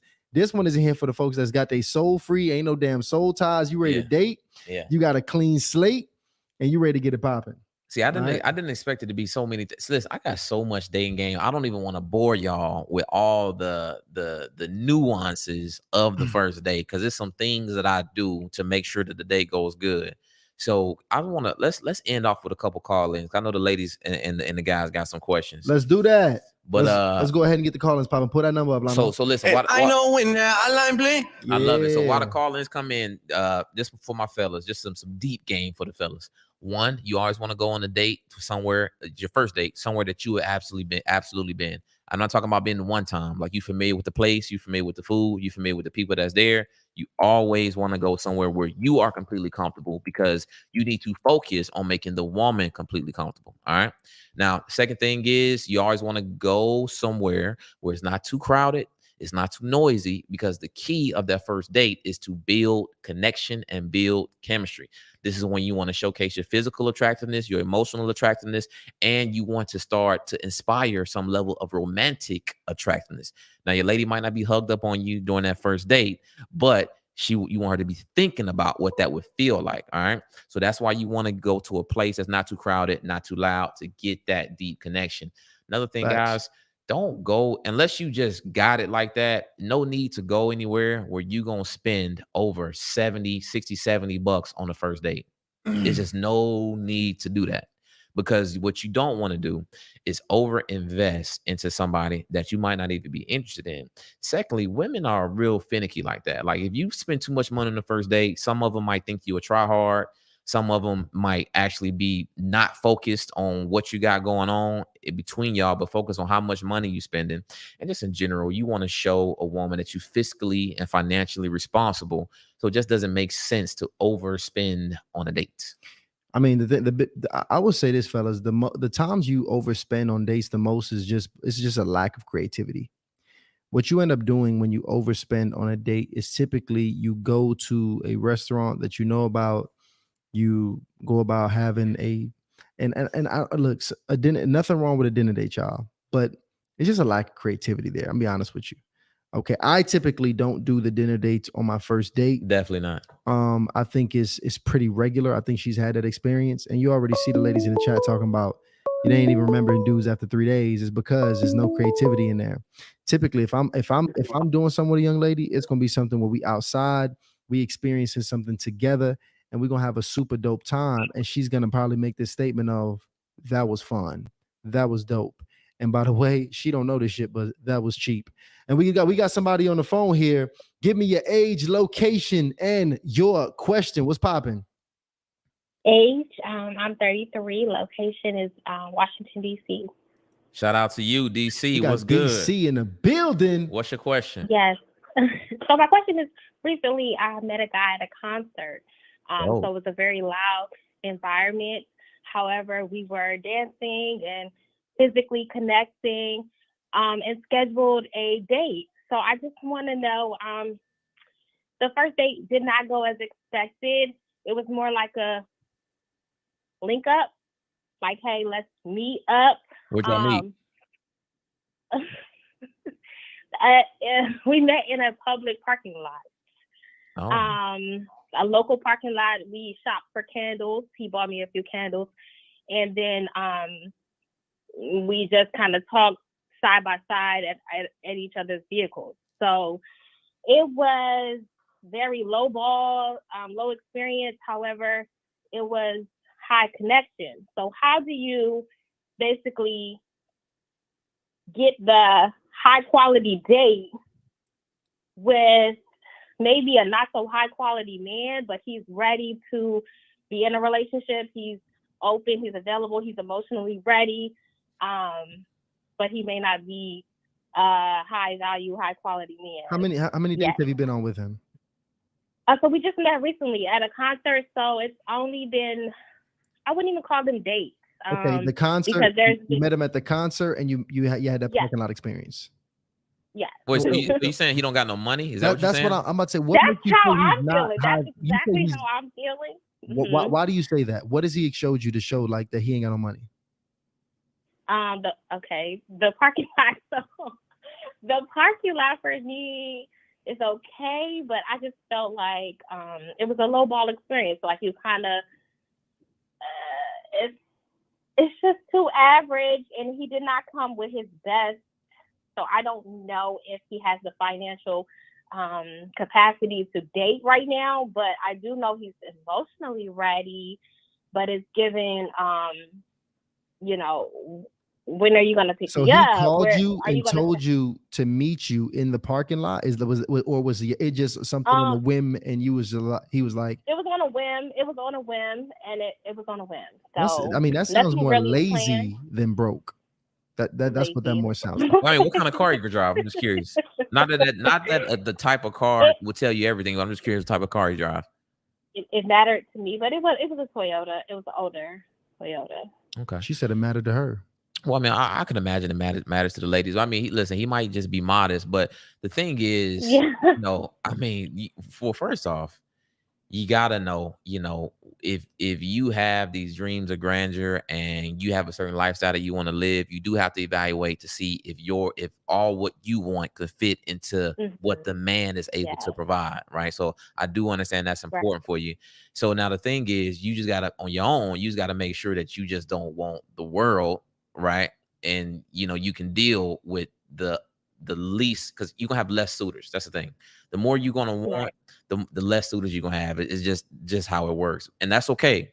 But with this guy, if you're saying he's emotionally ready and that type of deal, I still don't understand. I understand he can't take you on a 5-star dinner, but there's so many dates that you can. Things to do. He can take you for a 2 for 20 or something. How old is he? 37. And I'm 33. He's 37. Okay. So you're 33. He's 37. And this is a brother. You're saying that this is a brother who's ready and intentional about having a very serious relationship. Yes. He's been vocally intentional about saying certain things. And, now, I was okay with it. I was open to it. Yes. Is this a brother that you feel, because this is important to me, because at different phases of a man's life, he's experiencing different things. And when a brother starts to creep over into his 40s, that's typically when a brother starts to get money momentum. Just typically, okay? Where he should start being able to have things figured out, and he shouldn't be in a very lost place in his life. Do you feel like this is an ambitious brother? Does he give you the idea that he has a level of stability in his life? No. Okay. Because, when I hear a woman say, because I think it's deeper. When I hear a woman say a man doesn't have the way you came on here saying he's not high value, not high quality, I think that's very deep. I think that goes beyond his car. I think that goes beyond, all those other things. I think that goes beyond how you view him as a man and kind of where he is, his level of ambition, just all of those things that you've quickly assessed is kind of how you define that. Because I could show you some 25-year-old brothers, some 28, 30-year-old brothers who may not have the trinkets yet, but I don't think you would ever say that those brothers are not high value and high quality. So I think that's more concerning to me, because would you define him as a brother who could be ambitious? I haven't heard that through our conversations. I have not heard too much ambition. More like comfortable, comfortable. He seems comfortable with what he does, where he's at, and take it or leave it kind of guy. But it makes a woman happy when he's emotionally available, no baggage, and the conversation, the compatibility seems to be there. I mean, so I didn't want to turn it down just for the this material. Listen. He's available now, but when you start really advancing the relationship and his ass still available sitting on your damn couch while you out here hustling, it ain't gonna work. So you gotta understand that some things that a man can give you now is not necessarily a good fit for the future. So with this guy, I mean, already, first off, I was already skeptical when he said he just up willy-nilly able to meet you in a random parking lot. Like Nick, I mean, excuse me. Like, what are you doing? Like, why are you that available? But so I think Tysean really dug deep on this one. Is if you are not confident that he's going to even be able to remotely come close to providing, the lifestyle that you're looking for in the future, or at least just somebody who's just generally going to be advancing, it's just really not going work. I'm gonna be honest with you. When I think about a relationship, typically the relationship is only going to be able to grow to the capacity of the man. So when I say that, I mean, you're only going to be able to grow as big as his ambition will allow you to grow. So that's why, think about, so if you think about a relationship, right? I got this bottle right here. The man is the bottle and you are the water inside. Some brothers are a gallon, and some brothers they pint size. Right. And the thing about it is you got to think about what capacity you're okay with and what you can be happy with. Is a gallon very much so important to you? Or is this bottle here, is that something that you satisfied with? Because you can fill it up all in between. That's what that's your space, all in between that he's going to create for you. And it's important that you understand and you vet a man's plan, you vet his vision, you vet where he's going in his life. Because as you start to figure out those things and you get that answer, that's going to let you to determine what size this bottle is. And not just that, how big is this bottle going to grow? Right. And if you hear that this brother is satisfied and this and that chemistry that you have here now, that, like Ryan is saying, that's temporary. Chemistry is temporary. And that's why you have to really understand compatibility. The compatibility is going to come from the vision. It's going to come from your values. It's going to come from you guys having the same belief system. It's going to come from those deeper things.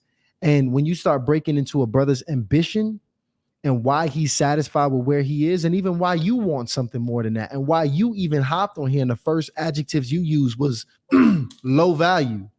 When you think about that, that already is signs of uncompatible very early, but a dope conversation at that. At best, it's going to be great sex and a miserable life. That's what I get. Okay. But we appreciate you for calling in. I think that was good. That was dope. Okay. Thank you. Thank you.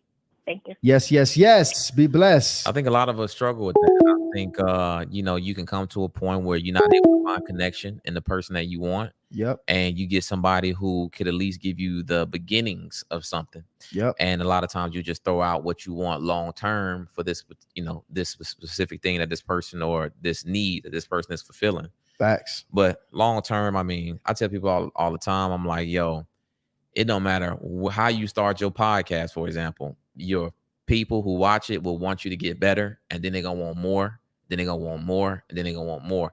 The person that you with, they're gonna want the same thing. So you can come in a relationship with hundreds of thousands, but they're gonna want you to get better. You can come in with millions, they're gonna want you to get better. You can come in shape, they're gonna want you to get better. So we all have these heights, especially women, in my opinion, that they want their man to reach. And if this guy is not even doing things for himself, then it's pretty much a wrap. That's huge, ladies. That's huge. Do not settle. And fellas too, man. Fellas too that want something serious. Don't settle for chemistry. Yeah. Look, chemistry is not enough. Chemistry is not enough. It's not going to be able to. We talked about this on the show we did with Ken. It's not going to be able to take y'all to the promised land. And chemistry don't mean a damn thing when them problems start coming up into the relationship. Because it's a moment. It's a moment in time and it's a feeling. And trust me, it will fade. My brothers and sisters, it will fade.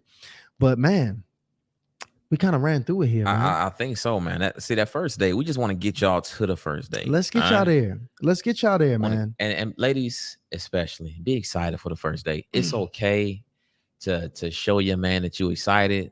My fellas, when you get that text from your interest and she sends you a picture or something that she wearing, don't just hit the love button. Say you like all that and you can't wait to see her. You got to respond to the picture text. You got to incentivize the photos to be sent. But I mean, if you can do those things and make it to the first date, go ahead and take that call. We'll take one more. You can do those things and incentivize yourself to the first date. I mean, you're going to have more and more opportunity to win. Welcome to Harley Initiated. Give me your age, your location, and your question. What up? You there? You there? We hear you. Come on. Hi, it's Nikki based in New York. Nikki from New York. Yes, 33. 33. We love it, Nikki. What's your question? All right, beautiful. So I went on 2 dates with somebody, and already I don't want to date like other people. So I want to have a discussion quick because I say that this person has been like reaching out and like on a date. Nikki, you cutting out. Nikki, you cutting out. I think you running out of service. Say that again. Okay. Get to the question just in case you cut out. How and when do I have about exclusivity, or do I allow the man to do that first? What's your thoughts on that? So let me confirm. You said how soon do you expect exclusivity? Not expect it, discuss it. Oh. How soon do you discuss exclusivity before the man brings it up? Do you recommend that a woman does it, or wait until he brings that to our discussion? What if he never brings it up? What do you keep waiting? And in general, I think when guys bring it up, first it's maybe kind of creepy to some women, but I think a woman is that's totally fine. No. I don't think that's creepy if a guy brings up exclusivity to a woman. That's a dude that's very intentional. Like if he's a dude who's very intentional, it's just not common because it's not common. Many brothers are just not dating for marriage like that and really trying to advance. But that's the thing. If you are, by the way, how long have you been dating this brother? Not long, like 2 weeks. Oh my God. 2 weeks. Well, hell no, it's not time. How about this? Understand, you got to be okay with rocking through the dating process and knowing that you're not the only person that person might be dating. That's just the reality of the situation. When I'm meeting young ladies, I assume she's dating somebody else. You don't even Likewise. you haven't even earned exclusivity in that person's life in 2 weeks. That's just the reality of the situation. I mean, I would say you're really asking somebody to literally cut off every other opportunity in their life and only focus on you. And I think The only time it's fair to ask somebody for exclusivity is when both of you guys have measured each other and discussed. We talked about compatibility, right? We talked about vision. We talked about alignment, this conversation in different ways. When you guys, and that's why we got to have real conversations, because when we see that this is something and somewhere we want to go, it's not like, believe it or not, exclusivity is not like this like phantom weird conversation that we make it. It's like, yo, if you are discussing that you really want to build with this person, right, and they are both on the same page that they want to build with you, then what's going to happen is it's literally a progressive conversation that will be completely in line with the plan, right? But see, if we're never really talking about, what we plan on doing together, this man is consistently not talking or including you in his vision. This man is not, you're not starting to see him integrate you into his lifestyle. Then you're so far from the conversation of exclusivity. You just want that for your pride. At this point, like, y'all are not even, what are you guys being exclusive to? Is it just for your ego? You see what I'm saying? Like, exclusivity should be a part of something greater. And that's the thing about it. At 2 weeks, I don't know if a time frame, if you could stick a hard time frame on that, it's more it's a level of connectivity that you guys have to have. And 2 weeks is just before generally you just pretty soon. Expect something like that. That's a high expectation to have for somebody. That's soon. At 2 That's weeks soon. for sure. Very high. And I hope you got some more clarity on that. But like, just deepen your relationship with this brother first before you expect exclusivity with him. That's what I really want you to do. It sounds like you just think the brother hoeing or something. No, that's not it. Well, can I counter? Can I add or no? What's up? Okay. Yeah, I'm kind of old school, so I'm into courtship. I like to just pay attention to the person who's before me. So, Fair. yeah. So, I have, and yeah. Well, I mean, listen. Yeah, I haven't. You listen. You heard? No, the phone is cutting out. The phone is cutting out. But I think if you liking a guy that much, I mean, that's good. That's dope. But I'm in agreement with Tysean in that you should just further investigate. And the thing is, him dating other women doesn't stop you from you having your focus. So keep your focus. And if you prefer to date, one man at a time, and this is a guy that you particularly like, then focus on him. But I do think that 2 weeks, I mean, how much ground could have been covered in 2 weeks? I think you got a lot more. You got a lot more to go with making sure that this guy is somebody you want to be serious with. Yeah, be patient. Just be patient. Please be patient. As long as things are flowing, you feel like y'all are progressing, y'all are getting to know each other. He's being intentional, right? He's doing those things for you guys to advance and get momentum. Just focus on that. Don't necessarily just say, okay, cut your hose off. All right. None of that.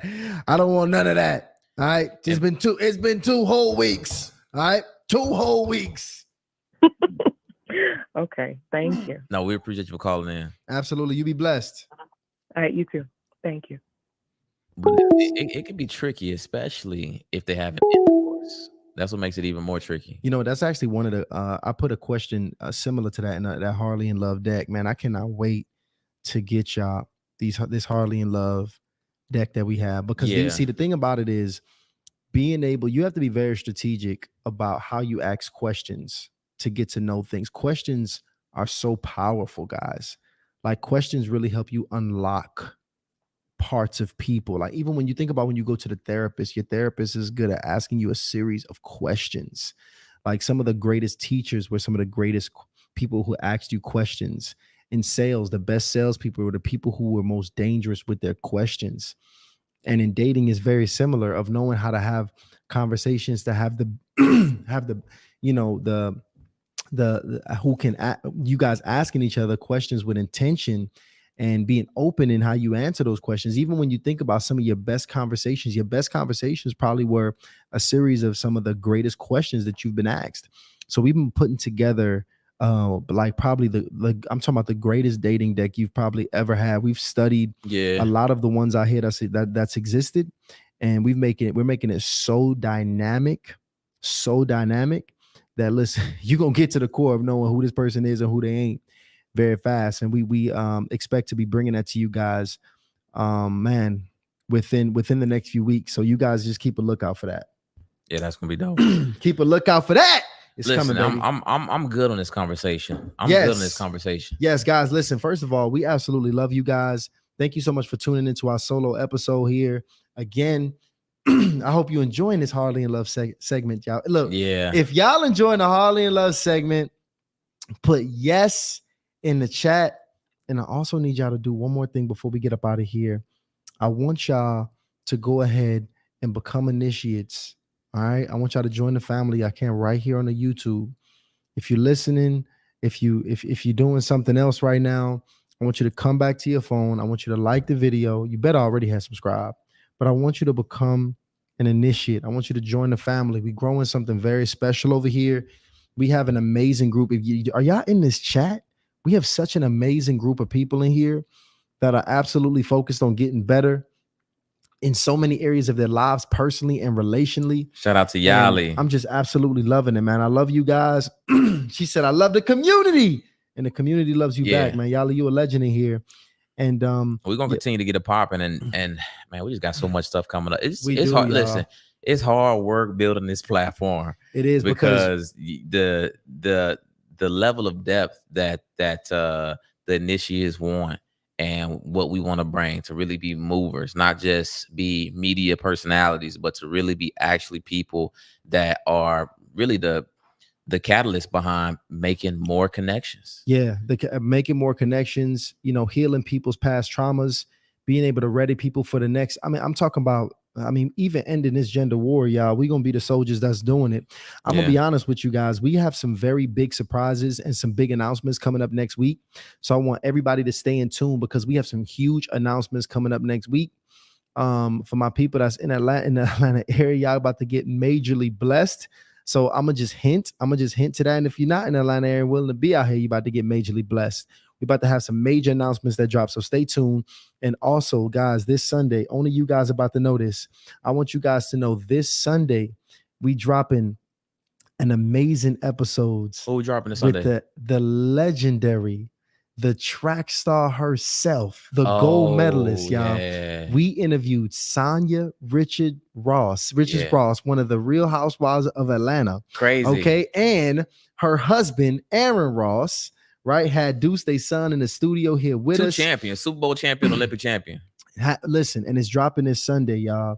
That's going to be a very, very, very, very powerful interview because they said that they discussed some things on the Hall Initiative platform that they've never discussed, which y'all know when we come up, when people sit down in this chair, we're going to make them talk and give information that's going to be transformational. And that one is definitely transformational. So y'all want to tune in on Sunday at 5 p.m. I gotta give it to him. I gotta give you your flowers too, man, because Tysean asked a couple of questions in there that made me take a big gulp. I'm like, ooh.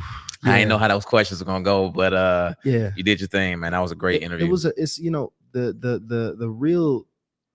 the real great interviews always have those tough questions that were asked, and we asked the hard questions in that interview. So I can't wait for you guys to tune in. Y'all know the Sundays at 5 p.m. we drop one of our transformational interviews for you guys, and we rocking with the lives every Monday and Wednesday. But the lives are getting better though. The lives are getting better. The guests we got coming, we convincing these big guests to come on at 8 p.m. at night, and it's getting bigger and better. And real quick, Lano, let me get a round of applause for my boy Orlando, man. Big shout out to Orlando in the building. You know we always love when you step up in the building here with us. And we're gonna have on Monday, we're gonna actually have Dr. Spirit in here with us next Monday, y'all. So we gonna, man, when I tell y'all the conversations, we're not slowing down. Y'all will not leave these conversations the same way y'all came in. That is my absolute word. Who that? That's Vanita. Shout out to VJ. VJ, keep it moving, man. Man, Vanita, we love you. Vanita, big shout out. Can I just get 5 initiates to join as we close this joint out? That's all I need. I need 5 initiates to join before we close this thing out. I want 5 people to join the family here. That's all I want. Let me see 5 people join this, baby, as we close this thing out. Listen, we love you guys. Tune in this Sunday and make sure you are there at 5 p.m. And the chat is getting crazy. I saw Pastor James in the chat. I saw Kendall Fickling. Oh, yeah. In the chat. The chat's getting crazy now. The chat is getting crazy. We got the experts in the chat. This is the place that y'all want to be. Y'all want to be here every Monday and Wednesday. Okay. But check it out. Check it out. Y'all already know, man. We about to tune up out of here. Y'all have an amazing night. Hardly. Oh my gosh. Shout out to Janelle, man. Thank you, Janelle. Shout out to Janelle. Thank holding you, it Janelle. down. That's just love, Janelle. Thank you, Janelle. Thank you. Thank you. We definitely love Janelle. Janelle is always holding it down in here. One of our legendary moderators. She went ahead and gifted y'all. Go ahead. Queen Janelle. I like that. Go ahead and get that thing. Go ahead and get the memberships. Yeah. Get it popping. Y'all can have a good time up in this chat. We're going to go ahead and let y'all go ahead and do your thing. And real quick, I just got to pull up this one more time.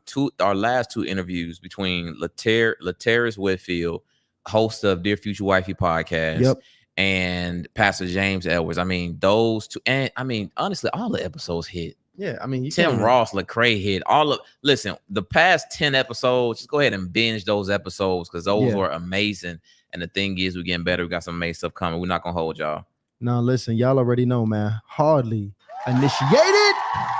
We are out.